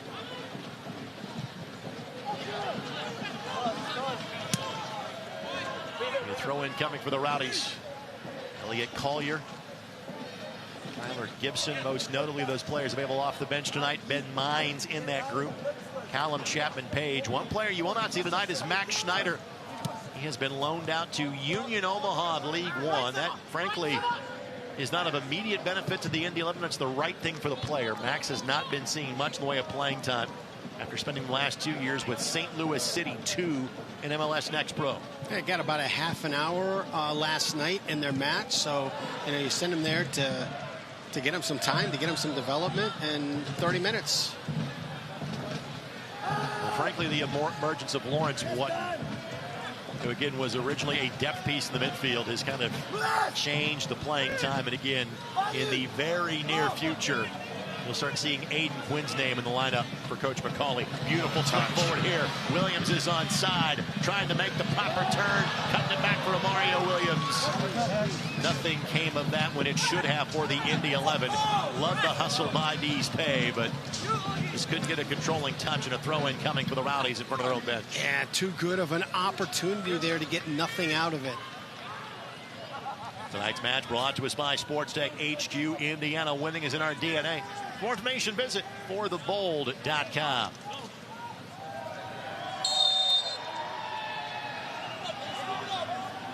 And last week, Loudoun controlled the first 60-plus minutes or so. And while Loudoun has their best team they've ever put together, a lot of that was just because of the mileage that the Indy 11 had put in the week previously. This is simply the Rowdies have been the better team tonight. Jennings. He's explosive. With Afemu giving chase, and Afemu does just enough to get in the way. Some numbers committed forward here by Tampa Bay. Can they do something about it? What's ball does not find Romario Williams. I think with all that space, he was looking to see if he could go over the top of the back line and just wasn't able to deliver it. Perez gives it a hit. Line drive directed immediately at Hunter Solt. Solt trying to launch a counterattack quickly. Of course, we mentioned Aiden Quinn's return. I think Jack Blake is not too far away either. Stanley flying forward, left by Williams, but Jordan Farr read that one and very smoothly one-hands that one off the turf. He is. He is just, he's great. Great person, too. I mean, you know, this community just loved him, and you saw here at the beginning of the game, he jumps over the boards, high fives members of the BYB that had such a connection to him. One of the all-time good news to play for the Indy 11. Simply put it at that. 2 great years in San Antonio. Played every minute of every league match so far this year for the Rowdies. Will Brino, his backup that you think might get called in at some point in time because there will be a new member of the Farr family in the very near future. A little more extended spell of possessions here for the Indy 11. Let's see if something comes of it.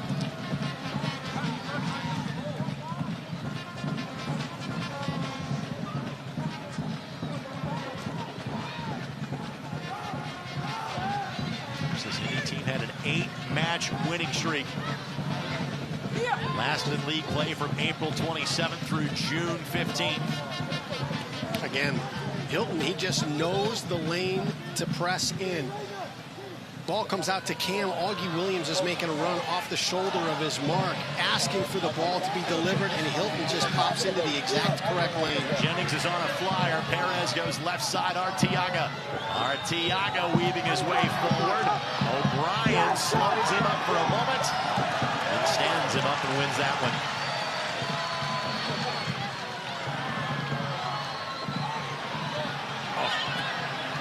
Should he have pulled the trigger? It's very similar. Very similar. Augie Williams is just waiting for that ball over the top. He's yelling for Cam to get it. Romario had just a slight window to deliver it.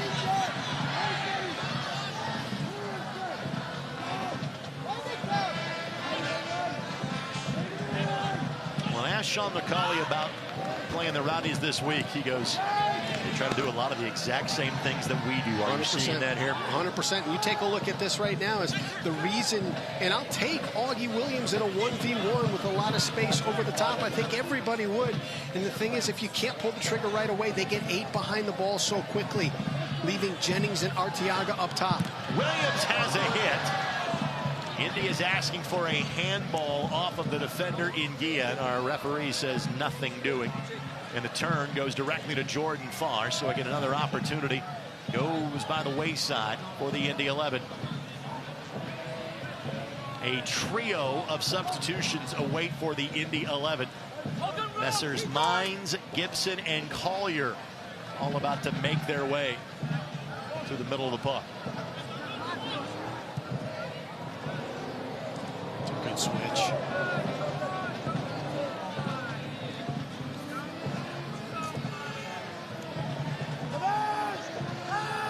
First match brought to us by the Denny Companies, tearing down the past so you can build the future. By the way, a full complement of substitutions for the Rowdies available tonight, but only 5 of those are field players. They brought 2 keepers. Flag is up.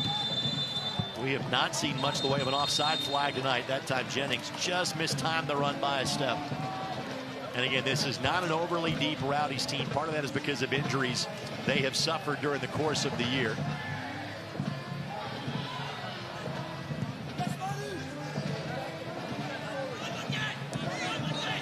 He's paid, charging forward. Oh. And just, again, that's not a ball he's used to serving up. That's not normally what he's asked to do. And in that spot right there, the back line had dropped a little bit, so the channel to put the ball in was smaller, and you got Jordan Farr, who's so quick and athletic off his line. You got to be perfect if you're going to deliver it. Leah Collier, Tyler Gibson, Ben Mines. Again, Mines has been a starter really for the last 2 months for the Indy 11.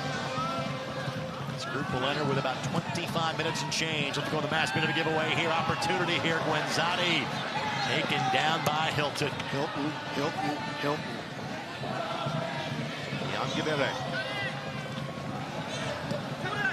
There's a few guys that play that 6 spot so well. Hilton's one of them. Malloy, very, very similar players. Just such tough players. You and I spend way too much time because I've been thinking about who the comparison is for him all night. It's Aaron Malloy that keeps coming in my head. Foul against Tampa Bay.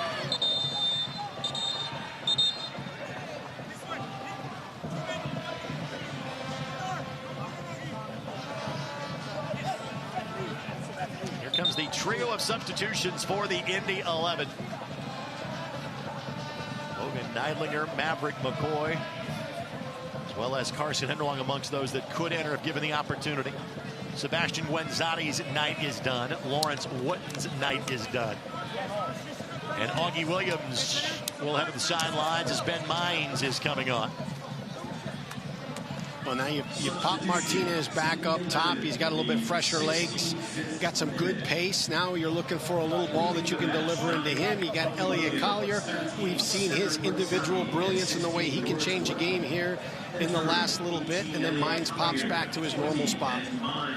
Tonight's game brought to you by the Morales Group. Staffing agencies find jobs. The Morales Group, we build futures.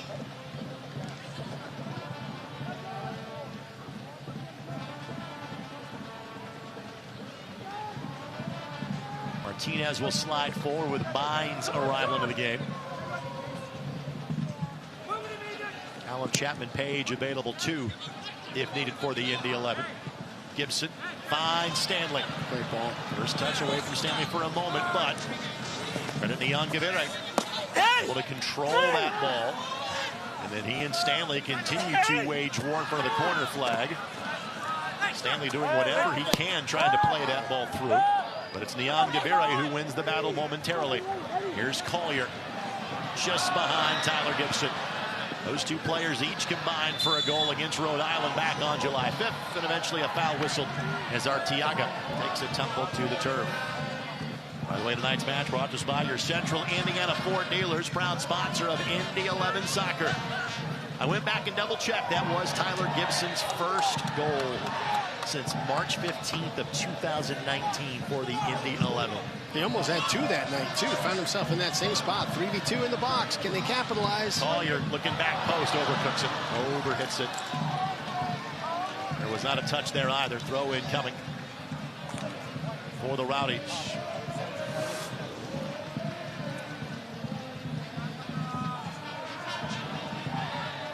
Take a look here.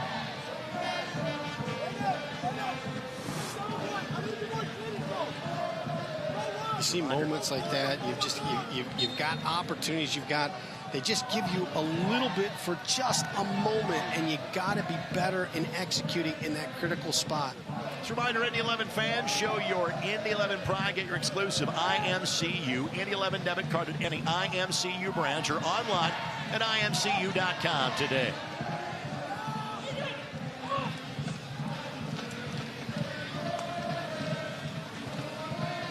We saw it last week with Loudon. They're playing better. The 11 is playing better. But Tampa Bay just looks like they're dialed in on everything, and it just takes a moment. It just takes one moment.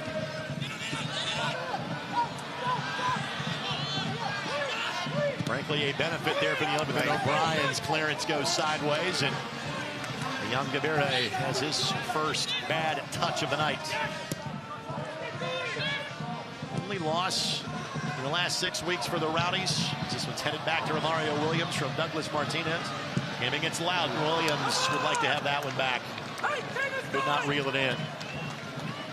And there's just a bit of kind of disjointedness from the Indy 11 tonight. Well, you look at that ball as it popped out to Romario, and he plays this ball down the left. All of Indy play. I mean, he's got nobody to play the ball to. Everybody's on the same side of the field as him. Last week, again, there were some extenuating circumstances to Indy not being as sharp tonight. You simply credit the other team. The Rowdies have been the better squad tonight.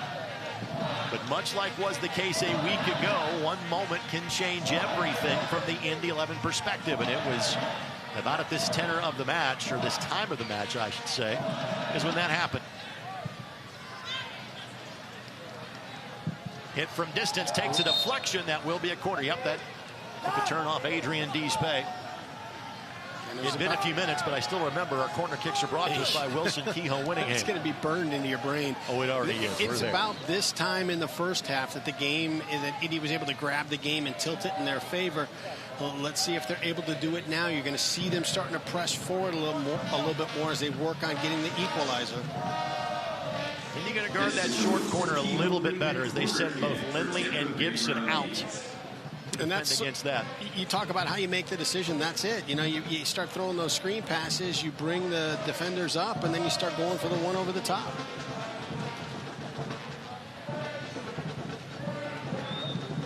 Bending ball at the edge of the 6. Despay squares that one sideways.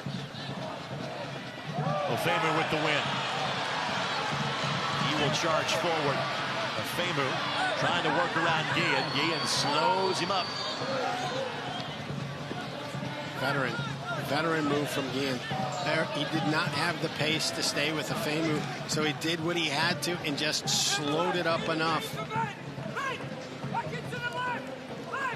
It seems when Indy gets some momentum going, it's something that's an individual has done, not from the build-up in tonight's match. And very similar to what happened in Loudoun. You know, you weren't able to connect in the attacking half and create a lot of dangerous opportunities, and it took a moment of individual brilliance to change the complexion of that game.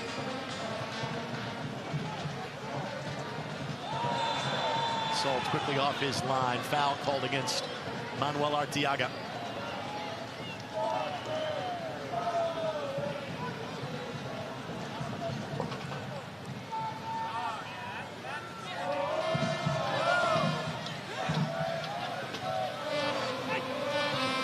Watch the match turn on Sirius XM FC 157, North America's only 24/7 source for engaging soccer talk, including USL All Access Tuesday nights at 8 o'clock Eastern Time. Plus, hear live matches from the USL, Major League Soccer, Premier League, and more, all on Sirius XM FC 157 and the new Sirius XM app. And if you have not listened to this week's show, that man on your screen right now took a starring turn. Cam Lindley had a wonderful conversation with Devin Kerr. We are frankly going to bring you chunks of that next week on Soccer Saturday. Cam shared a stat that as soon as he said it, it made sense, but it hadn't hit me. He's played for a different head coach every year of his professional career. Get out of here. That's crazy. And what's even crazier is, how did that slip by the Rakestraw mind? Days with Orlando City. Spent time with Memphis in 2019. Indy for the first time in 2020. Bending ball to Hunter Salt will track down. Launches for Amario Williams. Got to work on the second ball here. Great job by the Rowdies to squelch the opportunity quickly. Leon Guevara. Stanley does just enough.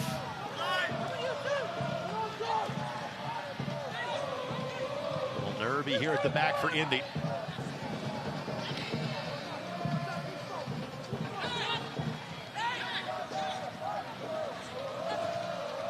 Lindley does just enough. You got a moment. You got a moment. Minds from Ofemu. Good job to get in the way of that one. That should be a corner kick. Yeah. It will be. Brought to us by Wilson Kehoe Winningham. Just a moment.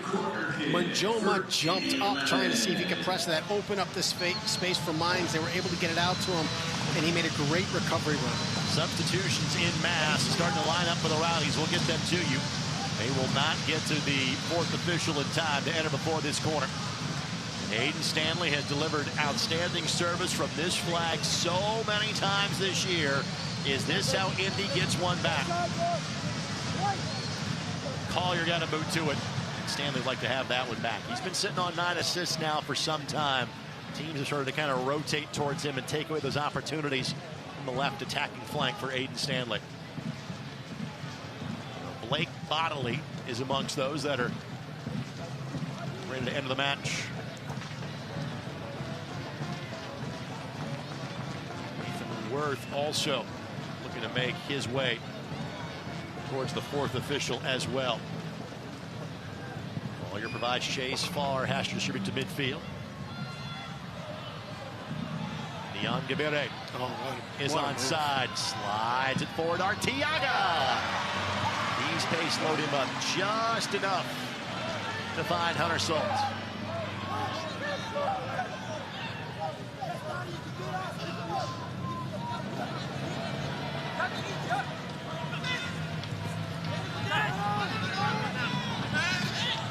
Jennings again. 2v3 here. Arteaga blasted. Great salt spills it, but nothing comes of it. That's a difficult save to make. A low ball to your right that's driven with good pace. It's even more difficult when you're 6'7". Brandon, you're in a mom water. I have. Refreshing fruit-infused vodka water with zero carbonation, zero sugar, zero carbs, only 90 calories. Mom water is the perfect game day drink. Founded in Indiana, and now a proud sponsor of Indy 11. Please drink and enjoy responsibly. Here comes the trio of subs for the Rowdies. We had mentioned Worth and Bodley. Damian Rivera will also come into the mix here. Rivera on loan. Rivera 2 goals. He has played in 18 matches, but has averaged right at around 25, 27 minutes a match. Perez done for the night. Jennings done for the night. Also exiting, Danny Chrysostomo. If you're Indy, you're thrilled to see Jennings taking an early exit from this one. Now we're in the 76th minute. It looks like the first minute with his pace. 26, Both teams have made substitutions in triplicate at one time. Stanley, great job by Doherty.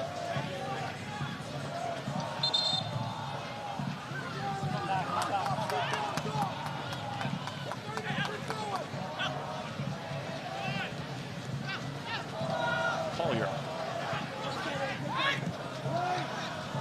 tries to trap it down and goes to the ground. Nothing comes of it.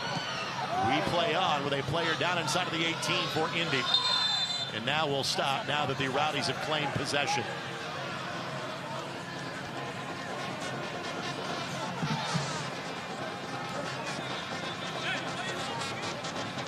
A chance for players on both sides to catch their breath. Next chance for the Indy 11 fans to see their team at home will be on Wednesday, August 7th. The Indy 11 take on Rhode Island. Next 2 are on the road. Either one will be easy at FC Tulsa. And a return match with the Charleston Battery, who beat the Indy 11 here April 13th by a margin of 4 goals to 2. Indy in danger of losing for just a second time since that match. If they can't turn this one around, mistake by far, but I'm sure Indy can get in the pieces in place and then take advantage of that ball, hit the referee, so we'll have a drop ball right here. Unfortunate. The connection and the transition in those moments that Tampa Bay gives you just isn't there right now. Tonight's match brought to you by Johnson Controls. Johnson Controls, the power behind your mission.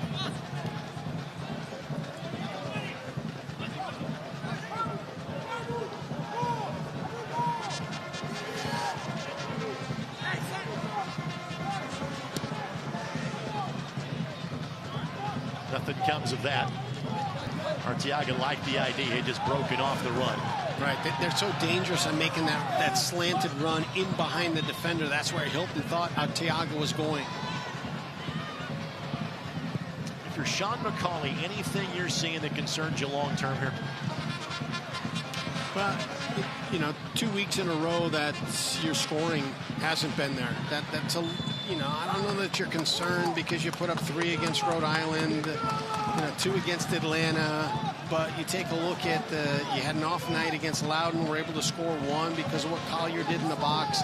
Right now, you haven't connected well in the attacking third. I wouldn't say you're concerned, but it's certainly on your radar.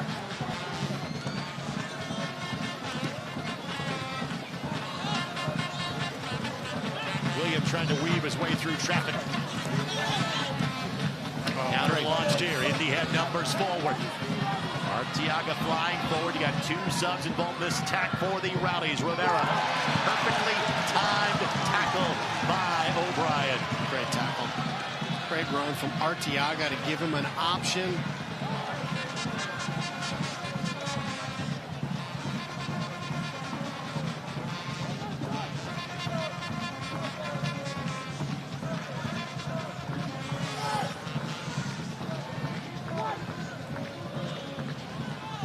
Opportunity inside of the 18 here. The left foot.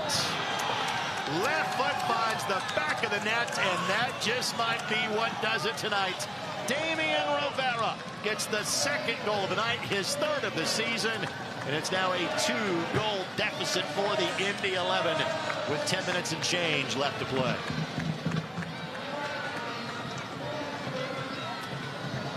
This is the 2nd time that Indy has given up more than a goal in a match in the last 3 months, and it is certainly shaping up to be a 2nd loss in that time frame. It's a great strike. Great strike at a critical moment. And it was just a second earlier, the last one that he didn't deliver to Arteaga, and lost that opportunity that could have put the game away, and then he fixes it. The brilliant ball near post. Goal, Tampa Bay Rowdies, in the 80th minute, scored by Damian Rivera. Well, the first goal comes from the usual sources in terms of either Jennings or Arteaga, but it's Rivera getting his 3rd goal of the season. And the hill got a whole lot steeper to climb for the Indy 11. Logan Neidlinger going to make his way to the 4th official. He got the 1st of minutes for any Academy player for the Indy 11 this year last week. He played the final 6 minutes of the match. He will get the opportunity here tonight. Be the 4th Indy 11 substitution. Martinez heads it inside of the 18, but then commits the foul, efforting to try to create the opportunity around Guillen. These 2 teams will see each other 3 months from now at the end of October. This is the regular season finale when Indy goes to Al Lang Stadium on October the 26th. What do you have to do differently the next time around when these 2 teams get together, Brad? It's got to be a little bit more connectivity in the attacking third, but there's no such thing as a perfect match. But I'm hard-pressed to find something that Tampa Bay hasn't done well tonight. Tonight's match brought to us by Hyatt Place and Hyatt House. Experience comfort in downtown Indy. Hyatt Place and Hyatt House, downtown Indianapolis.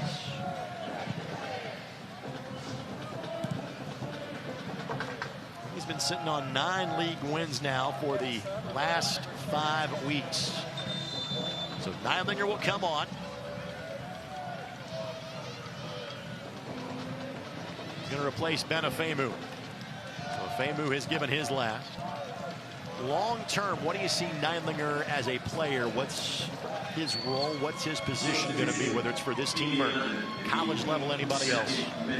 Well, you got to be impressed with the confidence that the staff has in him. And, they brought him in last week with Loudon when that game was still on the line. And so, his ability to play both ways. We saw him get forward very, very well. We saw him lock down things in the back. I think his first touch was having to track down a ball and prevent a scoring opportunity from Loudon.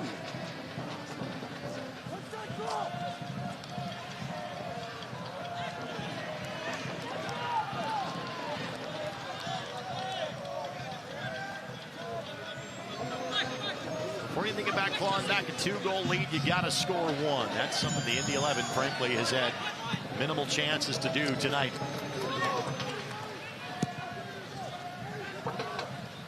Collier.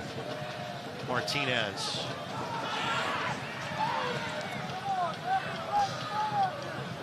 Rivera around Neidlinger. Advantage being played. Rivera pops back up to his feet. Sports This Match is brought to us by the Keystone Group, specializing in transformational developments, construction, management, and investments. Williams just my goodness couldn't get to it. Doherty breaks up the opportunity. That's the right ball in the right moment to the right guy. If it's another foot in front or another yard in front, he's running in on far.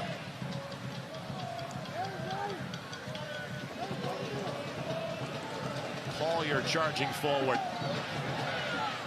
He's trying to find a window. Nothing there. They're so disciplined defensively. Worth squares it back to D'Spay. Gibere gets ahead to it. Stanley will settle. Here's Gibson. Gibson, Worth off of Gibson.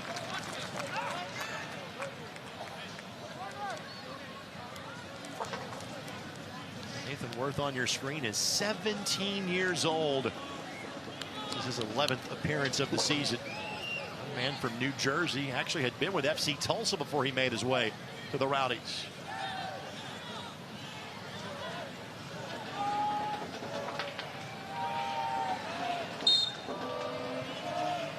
It's been a clinic tonight for the visitors.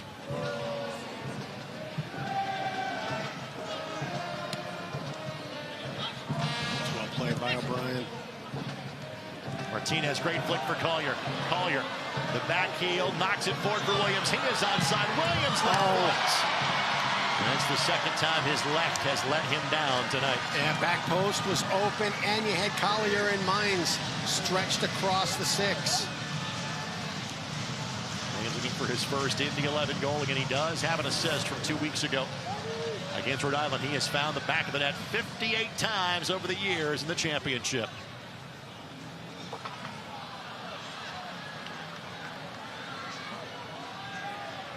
$15 goals last year in Colorado Springs. Had 2 with Hartford in 11 matches before making the move to Indy.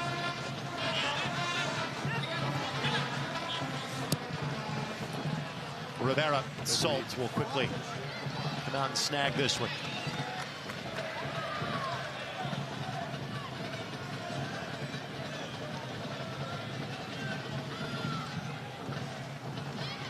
Martinez.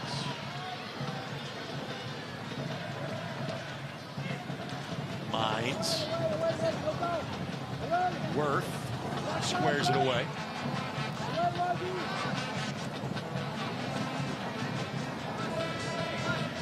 Gibere.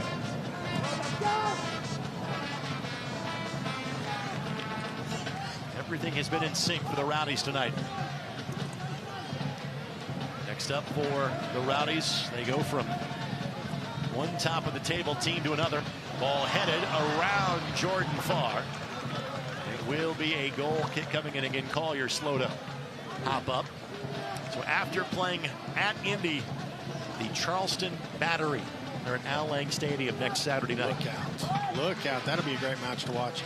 That was the ball that Indy needed. Dropped it right into the spot for Collier, out of the reach of Jordan Farr. He just wasn't able to get good contact with it. I want to see the USL on national stage tomorrow. Oakland Roots in Sacramento Republic. 4 o'clock on CBS.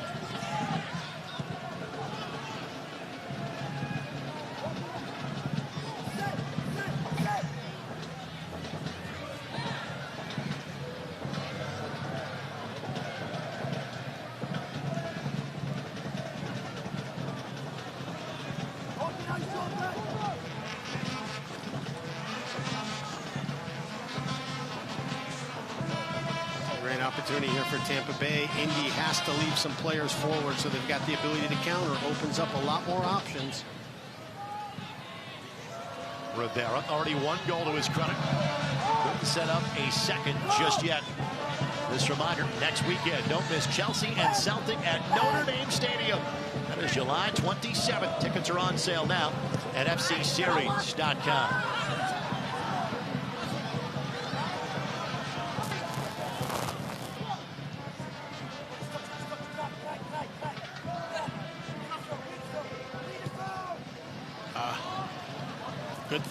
Good thought looking for that switch, but didn't deliver it.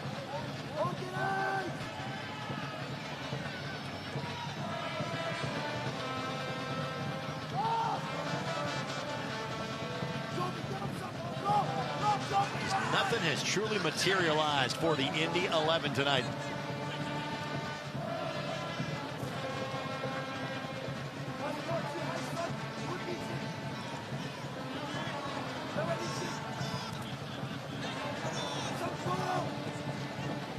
Jordan Farr looking at his 39th clean sheet.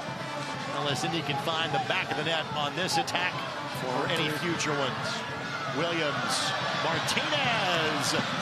Farr gobbles it up.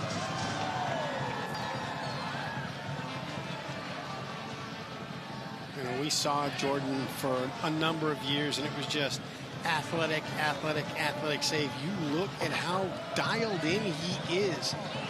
The game is in slow motion right now for him. It would be his 7th clean sheet of this season.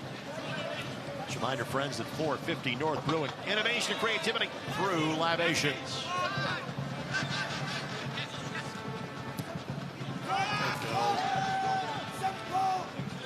We'll start to glance towards the 4th official. See exactly how much time is left in this one. But it does not appear the breakthrough is going to be there for the Indy 11 tonight. A lot of fans have already made their way towards the exits. It was a tremendous crowd this evening for the team that came in 4th in the league in average attendance. Stanley will knock it back to Hunter Schultz. 5 minutes of additional time. 5 minutes. Indy has scored twice in the final 5 minutes of a match before. Indy has scored as late as the 98th minute in the past against the Rowdies. We'll take a combination of both of those to pull a point tonight. Martinez fouled by Kleeman. We have not had to say much about Kleeman tonight because, frankly, he has not been challenged all that much this evening.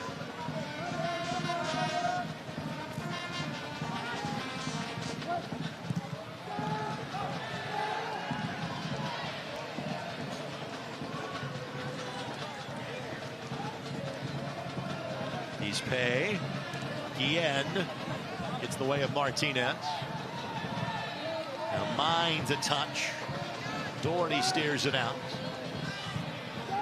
Collier couldn't really latch onto that. Yeah, the 18 is just so jammed up right now. Kind of like 465 these days. 465, 70, 65, take your pick. Any paved road in Marion County? Throw-in coming for the Rowdies. You've got one less day to get ready for this one. Frankly, two if you have a travel day mix in there as well. Indy will depart for Tulsa on Thursday. They'll play that game. That's a later start in the Central Time Zone. Game will not have a local telecast of that one. Our next broadcast will be the next home game against Rhode Island. That will be on My Indy TV. Foul against Adrian Deespay as Arteaga goes to the ground. He just does such a great job of always being involved in those balls that are driven up to the front line.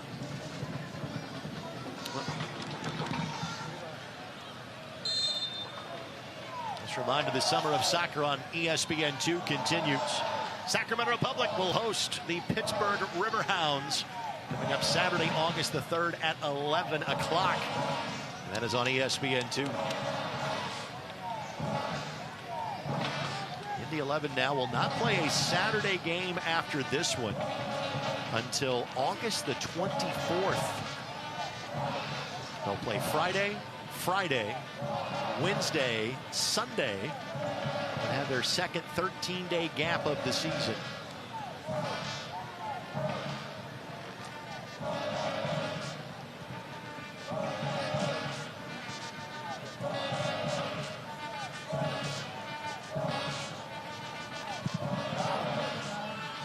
This is a case where both statements can be true. It's not been Indy 11's night, and the Tampa Bay Rowdies have been really, really good this evening. I'll hit it again. It's not a perfect match. There's no such thing, but they've been virtually flawless tonight. Gibson could not track that one down. Throw in coming for the Rowdies. Keep an eye here. He's leaving it again.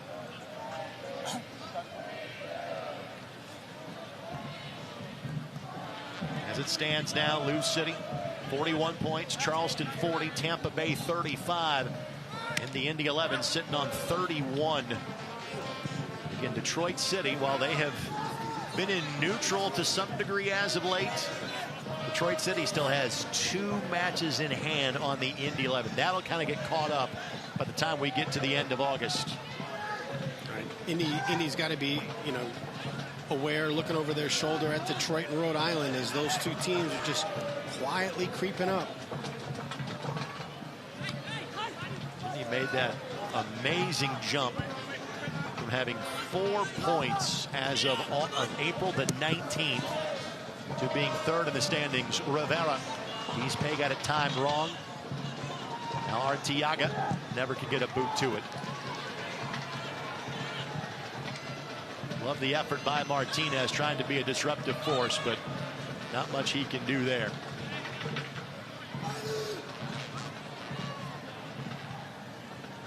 This will be just the 2nd time that Indy has not scored a goal in a match this year. And both of them have been their 2 losses since the middle of April. Beaten 1-0 here by Orange County on June 22nd. Certainly appears they're going to suffer a 2-0 defeat at the hands of the Rowdies. It's also worth noting is that's an official whistle is going to happen.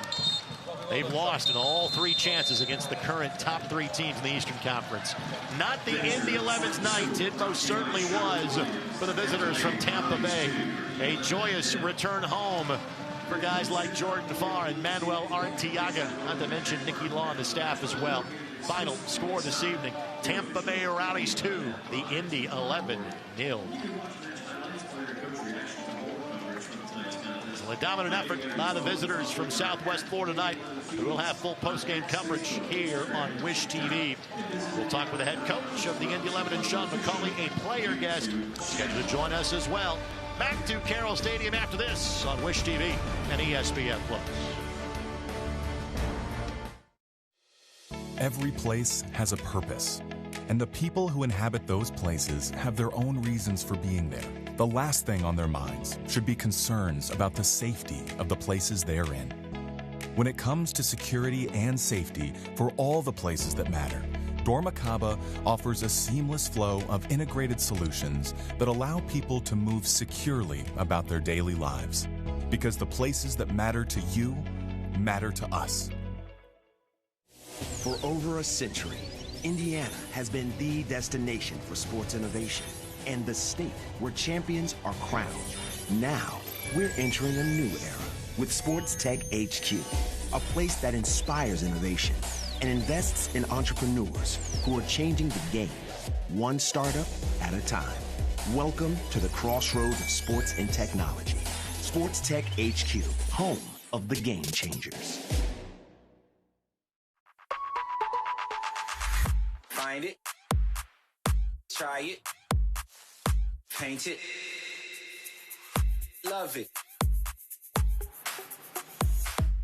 Find it, try it, paint it, love it. Find it, try it, paint it, love it. Find it, try it, paint it, love it. Find it, try it, paint it, love it, love it, love it, love it. Tonight's match is presented by Community Health Sports Medicine. Exceptional care simply delivered. And by your Central Indiana Ford dealers. Your Central Indiana Ford dealers are a proud sponsor of Indy 11 Soccer. Visit your local Ford dealer today for great deals on your favorite Ford vehicle. It was all Rowdies this evening. Tampa Bay wins it 2-0.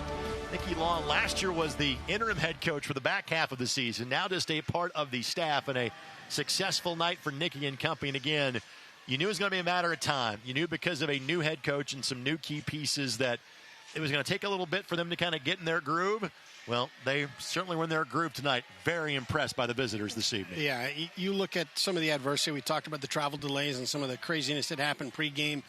But, boy, were they dialed in tonight. Just an unbelievable performance by Tampa Bay. Let's get to our Schleg lockdown player of the game. And credit Josh O'Brien. He had several fantastic tackles in the backer. Frankly, this perhaps is something more than a 2-goal deficit for the Indy 11 tonight. Yeah, he played it great in the back third. Did a great job of stepping in at the correct time. And And some great reads in the middle of the field as he was stepping in and winning a ball and allowing Indy to get out on the break.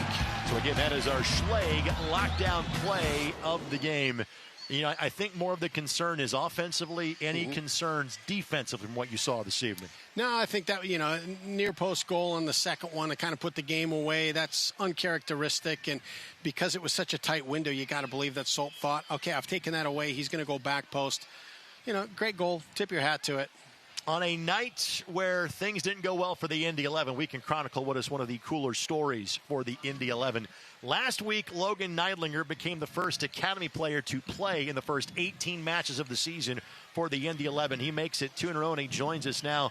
Logan, thanks for the time. And while I know you're disappointed with the loss, you've just played in your second professional soccer game in a week. How are you feeling about that? No, I feel good. You know, I just try to come to training every day and work hard, try and earn a spot, earn some minutes. And, yeah, I'm thankful for the opportunity to play and try and impact the team in any way I can. Logan, explain to us how this opportunity with the Indy 11 Academy came about for you.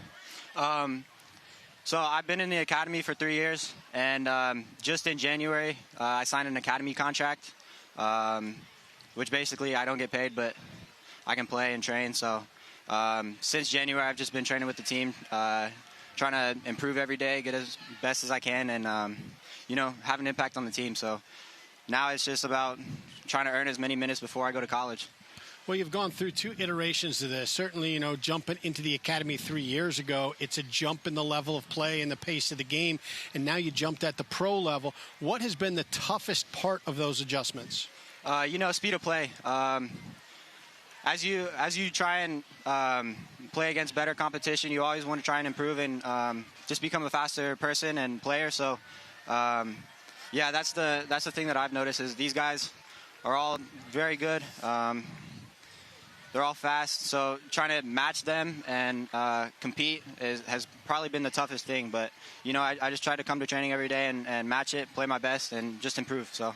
Yeah, speed of play and speed of thought are probably the biggest things when you make that jump. However, this is such great preparation for when you do go off to college because that's going to seem a little bit slower on that. As you look at your game and the things that are kind of the foundational parts of what has made you a great player, what is the thing you're happiest about that it's caught up to speed the quickest? You know, just trying to be a faster player.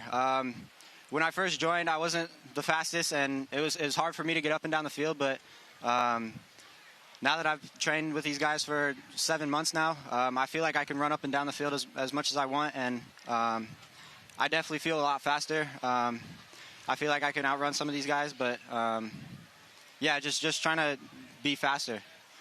You can do, or you're going to turn 19 here in about 6 weeks. Are you hoping to go to college this coming semester? You're going to play 1 more year for the Academy, go to college next year. What's the immediate plans for you? I'm trying to go to college. We start in a couple weeks, so going to Indy. Excited to go and join them soon. So. Well, you made my broadcast partner very, very happy. Big smile on his face because he is a Indy grad. Yeah. And he's a much faster player than I ever was in any sport, believe me. Logan, we'll let you go. Again, congrats on making this second appearance. We'll see you in a couple of weeks. Safe travels down the road. Thank you. Have a good one. So Logan Neidlinger, you'll only see him for a couple of more weeks. Again, that's kind of the nature of how this works with the Academy guys. Again, he's going to play for 2 more weeks, and then he is going to be playing at the Division II level. No offense to the alma mater, and they've played really good soccer at Indy. But to go from playing in the USL Championship playing to the Division II level, my goodness, that's a heck of a jump. I don't know if there was a camera on you, but when he said Indy, you were beaming. I don't think I've seen you that excited. Especially in a 2-0 defeat for the Indy 11 tonight. Let's kind of show you how he got here in terms of stats and highlights and things of that nature from this evening. Again, frankly, that's been the great thing about this Indy 11 season.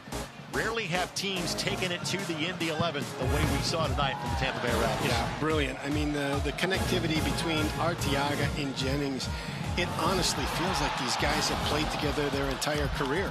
That one of the best opportunities. Romario Williams was the guy that was kind of the tip of the sword tonight for the Indy 11. And unfortunately, he was off target a couple of 3 occasions. Cal Jennings, from an insane angle, was absolutely on target right there to give Tampa what ended up being an insurmountable 1-goal lead. One of the amazing things about great goal scorers is they just know where the goal is at all times. They don't have to see it. It's a little flick, a little redirection, or no-look shot, and it finds the back of the net. Again, Jennings would not find the back of the net the rest of the night. Credit to Hunter Salt. Again, were it not for his play, again, we're talking about a much higher goal differential, but this is pretty much the coup de grace. The second goal, the third by Rivera on the season, and that put it away with 10 or so minutes left to play. Yeah, it's a tough one. I mean, he takes that touch and gives himself a little bit of space. There's 3 Indy defenders that are kind of shutting down the back post. Hunter Salt thought that he had it all covered, and Rivera just hits an unbelievable ball. And again, Romario Williams has been there and done that. He turns 30 coming up next month. Where does he kind of go to school on a disappointing night for him? Well, it's tough. You know, you want your goal scorers in those positions where when they get into the box, they're looking to hit that ball as opposed to passing off the responsibility. It just wasn't clicking tonight. Shots on goal, 10-2. And I felt that way in watching this one, doesn't it? Unreal. 18 shots, and over a half of them are on frame. Impressive job. And credit to our producer, Adam Smith, for putting interceptions on there, because we don't often show that stat, but it also tells the story of the match. That almost as lopsided as shots on goal. Right. The corner's lopsided as well, and that shows how this game was slanted during certain windows of it. That first 15, 20 minutes didn't feel like the ball crossed midfield. And again, that interception stat will be our stat of the game, which is brought to us by our friends at Sports Tech HQ. We'll hear from Sean McCauley coming up in a matter of moments, but it's kind of a back to the drawing board moment, which, again, this team really hasn't had. Jordan Farr, he's probably going to be out taking pictures and saying hello to friends. Travis Phelps taking that picture right there. So for those of you watching on ESPN+, this will end our broadcast. For those of you that are watching on Wish TV, we'll have post-game coverage that will take you up until the bottom of the hour at about 9:30 local time. We'll take this quick timeout. Sean McCauley will join us in a matter of moments. Again, not a great night for the Indy 11. Credit the visitors. They were fantastic. Tampa Bay 2, Indy 11 0. Or post-game coverage next on Wish TV.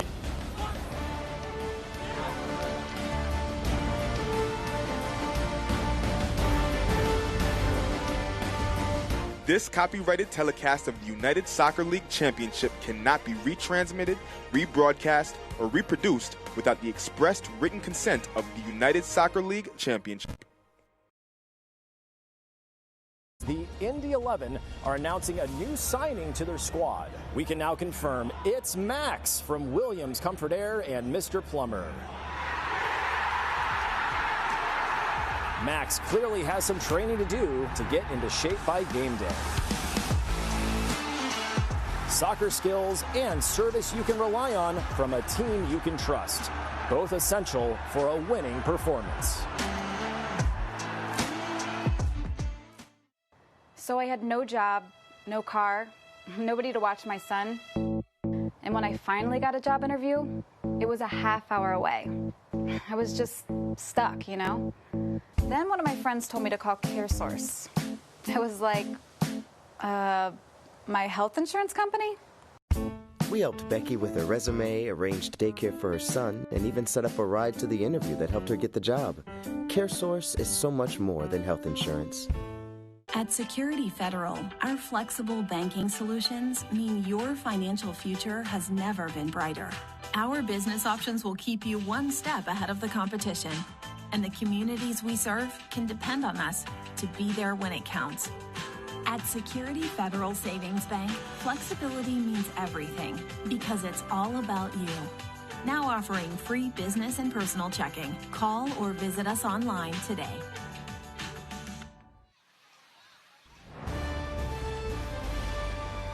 Back to the mic on this Saturday night. Great crowd did not see the result they had hoped for. Tampa comes in and gets a 2-0 victory against the Indy 11. And still joining us though in the post-match show is Sean McCauley, head coach of the Indy 11. And Sean, we haven't had to have a conversation like this in a while. Tampa Bay kind of came in and took it to you tonight. Just kind of thoughts on why things seem to never kind of click for your guys tonight. Yeah, I mean, we didn't start well, and that might be on me. I thought we went to start with three forwards. to try and put them under a lot of pressure early on, and we could never really get the ball to them. We weren't as brave on the ball as what I wanted the players to be, but also the way I set them up maybe didn't give them that extra number in midfield, so that could be on me. And we changed it after 15 minutes and played with Romario and Augie and Sebra in behind him, and that seemed to give us a little bit of a lift and a little bit more space on the wings. And from that point, we had a couple of chances ourselves, and we didn't take them. And we started to play well, to play a bit better than what we started, and then we started to create chances. But when you don't take them, you're always at risk at the other end. And I would say that it wasn't against the run of play. The game was pretty even when they scored, and even at half time, I thought 1-0. If we got the first goal, we'd probably get a second goal. But we couldn't really capitalise on any opportunities that we had. And like I said, I think the better team won. Offensively, do we maybe finally kind of see the signs or the impact of not having a guy like Jack Blake? He's been out now for the last 4 weeks. It looked like his absence was finally kind of notable this evening. Yeah, Jack, and he's really good on the ball, and he's good in them finishing moments. We're fortunate that we're progressing well with Quinny as well. So, this middle part of the season is about, grinding out results and, taking your points when you can get them. So when we get them 2 players back, we'll be sort of a few more games in with maybe 10 games to go, and that's when I want them to start really clicking together again, because it's the back end of the season when your positions are finally set, and obviously when the playoffs, when the ball rolls in the playoffs, you need to be in a good run of form. So at this point, we didn't have a very good start to the season. We had a really fantastic run, which, take the Open Cup in as well. And I thought that, during this area now, because we've got some tough games coming up, we just need to get the players, grinding out results, and then, get them used to playing with each other, with Jack back, Quinny back. Musa will come back into that as well, and then start really sort of getting together for the final running. So that's the positive side of it. We've gotten to see him the last 2 matches. You get to see him every day in training. Logan Neidlinger, can you describe what you've seen in him and how he's progressed through the year? No fear. He's got no fear, which is perfect for a professional footballer. We're going to have some sort of conversations with him and his family, and sort of put a plan together, because he deserves his chance to be on the pitch. And I thought when he went on, other than playing in the wrong position that I told him to play, he was excellent. I wanted him to go and play in midfield and drive the game from midfield, because his energy and his like I said, he's got no fear, and I wanted that from a midfield position to get close to their goal. And he went and slotted himself in at right back and did really well from there. So I've had a quiet word with him in terms of listening to instructions, then also had a really strong positive word, because he was excellent when he went on the field again. And we lose him, probably next month, and then we'll have a plan for him to see what we can do with him, because he's a good player. Love it. Speaking of no fear, so impressed with the job Benefemo has been doing, not just locking things down defensively, but in critical moments of the game, him getting himself forward and creating complications for the back line. Can you talk a little bit about what you see in him? Yeah, I mean, he provides, a really good solid base for us when we're defending. Not many people can get past him, and you think, he's beat, but then he's so strong that he gets himself back in positions, and he's difficult to get round. And then, with his, ability to get forward and cause problems, that fear of, coming up against him is also when he's on the ball as well. He's quite direct, and, he gives us another outlet for possession and then attacking moments, getting the ball in the box. So, he tired a bit at the end, that's why we took him off, and, we got Logan on the field. So, but I'm really pleased with how he's doing. Sean, we appreciate your time after a bit of a tough night for the team. I know it's a quick turnaround for Tulsa on Friday night. Thanks for the time, my friend. We'll talk to you next weekend. Thanks again. Thanks, guys. Sean McCulloch, head coach of the Indy 11. Again, 2-0. Indy falls tonight at the hands of the Tampa Bay Rowdies. They'll get one more crack at the Rowdies coming up on October the 26th. More post-game coverage on Joy next as you're watching Indy 11 Soccer here on Wish TV.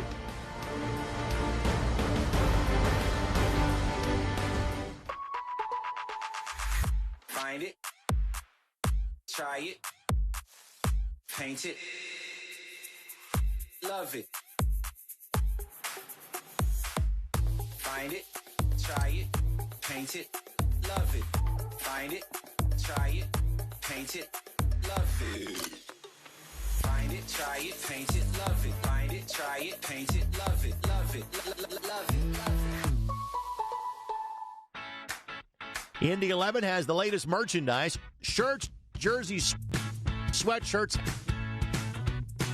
hats, and more. All at Indy11.com/shop.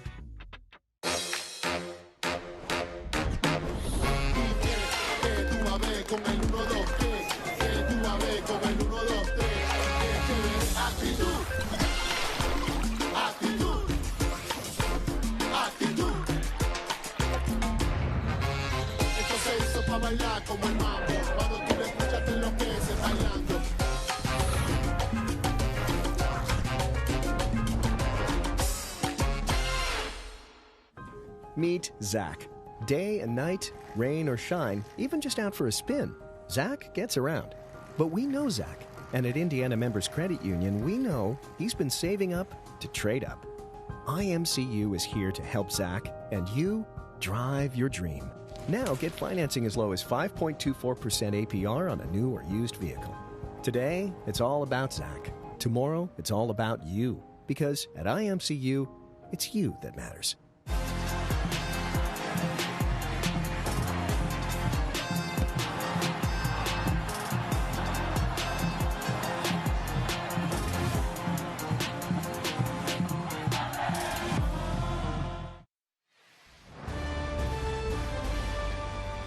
Well, Indy 11 fans, if you're in need of a pick-me-up between now and August 27th, look at a night where the home team gets beat 2-0.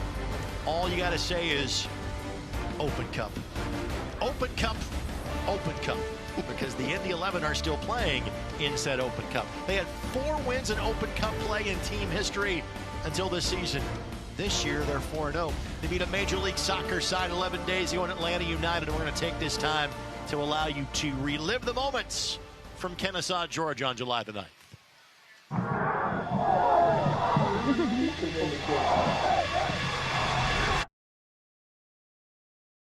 The bit of advice I can give you in these situations, it's really important. And trust me, the older I've got, the easier it's become for me to not feel stress and not feel anxiety or pressure or anything like that. Trust me, it has. 2 things. I play for something bigger than this 90 minutes, and I don't play for myself. First phone call, my missus, straight after the game. Next phone call, my old man.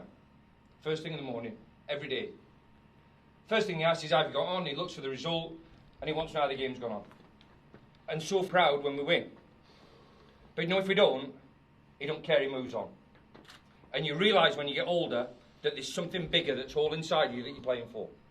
And I want you to take a moment and you can play for them today. You play for them people today. And if everybody goes out there, enjoys it, does the best, gives everything they can for themselves and the teammate, we take whatever comes, and I guarantee you have a chance to take this club into the semi-final. Let's go! Vamos, vamos, carajo! 1, 2, 3! 1, 2, 3! Let's go! This is massive for not just the club, for every single one of us, okay? As we're underway with this Open Cup quarterfinal, Atlanta United home with Indy 11. Left to be swung in here by Cam Lindley in the heart of that area, and it comes all the way through, and it lands on the roof of that net. Taken down there by Chapman Page, and on the turn, O'Brien having a swivel and a hit, and it did take a deflection on its way through. And now, Indy going here is a chance for Augie Williams! The flag stays down, and the cup set is on as Indy 11 hit the front of Atlanta. As the halftime whistle sounds. The second half, it's going to be about us as well. We've got to make it about us. And I'm so pleased with you. Forget the score. Forget what's going to. I'm so pleased that you've gone out there and represented yourself. You have to carry this through for the next 45 minutes, but what the picture has shown us is, like we believed before, but you only really know when you go out that you can win this game. You can win this game. As we're underway, second half. Indy 11, Atlanta by 1-0.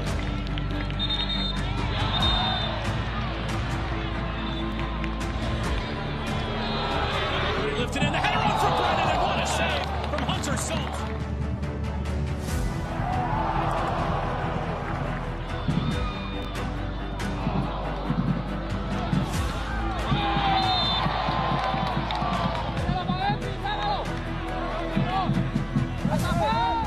Out into the space here for Williams.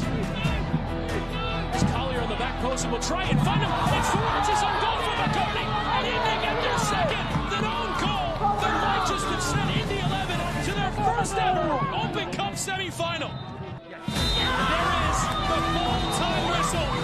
The most famous victory in Indy 11's history comes in Atlanta into an Open Cup semifinal for the very first time in their club history, beating MLS opposition for the first time in their club history.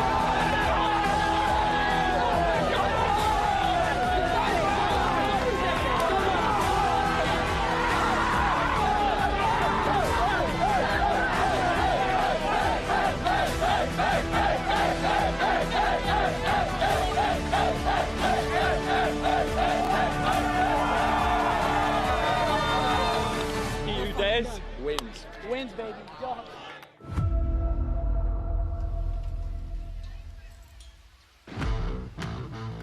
Tremendous work by Ian Gilmore to track all of that, and it's great to see so many familiar faces like Amanda Wallace, Jason Wyrick, Zach Kramer, etc., the Ricker Battalion members that made the trip down to Atlanta. So again, this gives you an idea as to what kind of the tumult has been for the Indy 11 in the past. So earlier this week, we learned it was going to be a Tuesday night game. Indy has known who they were playing and where they were playing. Now they know that it's going to be at 8 o'clock. And again, it's free on Apple TV. There's going to be a local broadcast available of a different kind like we had for the last one. Can't make that official yet, but frankly, folks, it's going to happen. Brad and I are going to make the road trip out to Kansas City. The other thing that we can tell you that became known today would be what would happen in the next round. So you know who you're going to play if you when we're down to a semifinals. Another half of the bracket is LAFC and Seattle Sounders. If the combination of winners are Seattle and Indy, Indy comes here for the championship match. If it's LAFC and Indy, Indy would go to LA. If it's Sporting Kansas City, we don't care in Indianapolis. So that's the way things break down for the Open Cup. There is a formula in which the Indy 11 could host the Open Cup championship. By the way, this building has actually hosted an Open Cup championship in the past, back when they used to have a neutral site venue for this. The Dallas Burn played here, I want to say, in 1997. So it would not be the first Open Cup to be held here, but wherever it's played, if it involves the Indy 11, it's the first one involving the Indy 11 in a championship. But you got to get past Sporting Kansas City, and that match takes place on Tuesday, August 27th. We'll come back and wrap up this Saturday of soccer. The Rowdies, 2-0 winners in Indy tonight. We'll wrap it up next on Wish TV. It's very true that it takes a village to raise a child.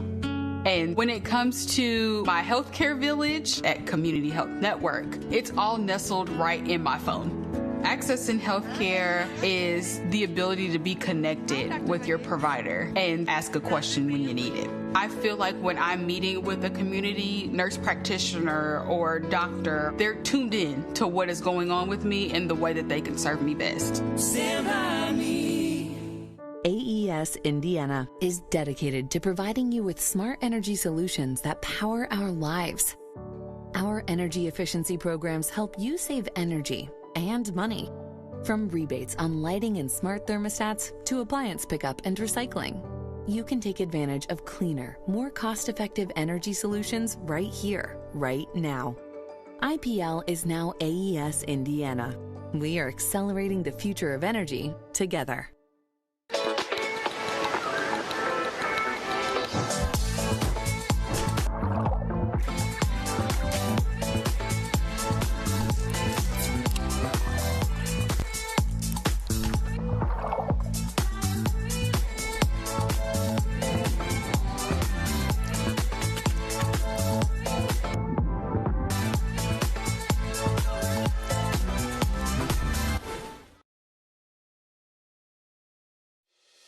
Every place has a purpose, and the people who inhabit those places have their own reasons for being there. The last thing on their minds should be concerns about the safety of the places they're in. When it comes to security and safety for all the places that matter, Dormakaba offers a seamless flow of integrated solutions that allow people to move securely about their daily lives. Because the places that matter to you matter to us. So the Indy 11 down the road for the next two. They will go to Tulsa on Friday night. They will then go to Charleston the following Friday night. Next time we are back together, one of the hottest teams in the league comes here, a team that Indy saw just a couple of weeks ago. Rhode Island is the next home match. Then it's the top team in the West in New Mexico. Again, right now for the Indy 11, it's just about trying to kind of find that spark and rhythm that seemingly have gone away the last couple of weeks. Yeah, tough stretch there. Not overlooking FC Tulsa. That's going to be a tough battle. But Charleston, Rhode Island, New Mexico United, difficult matches. And then Las Vegas Lights 3 days before you play Sporting Kansas City in the semifinal of the Open Cup. You got to make sure you're locked in on that one. For what it's worth, it's a fair fight. Sporting Kansas City has to play on that August 24th as well. Folks, we'll next talk to you on August the 7th when Rhode Island is here at Carroll Stadium. All Rowdies this evening. Thank you for joining us tonight and all season long on Wish TV.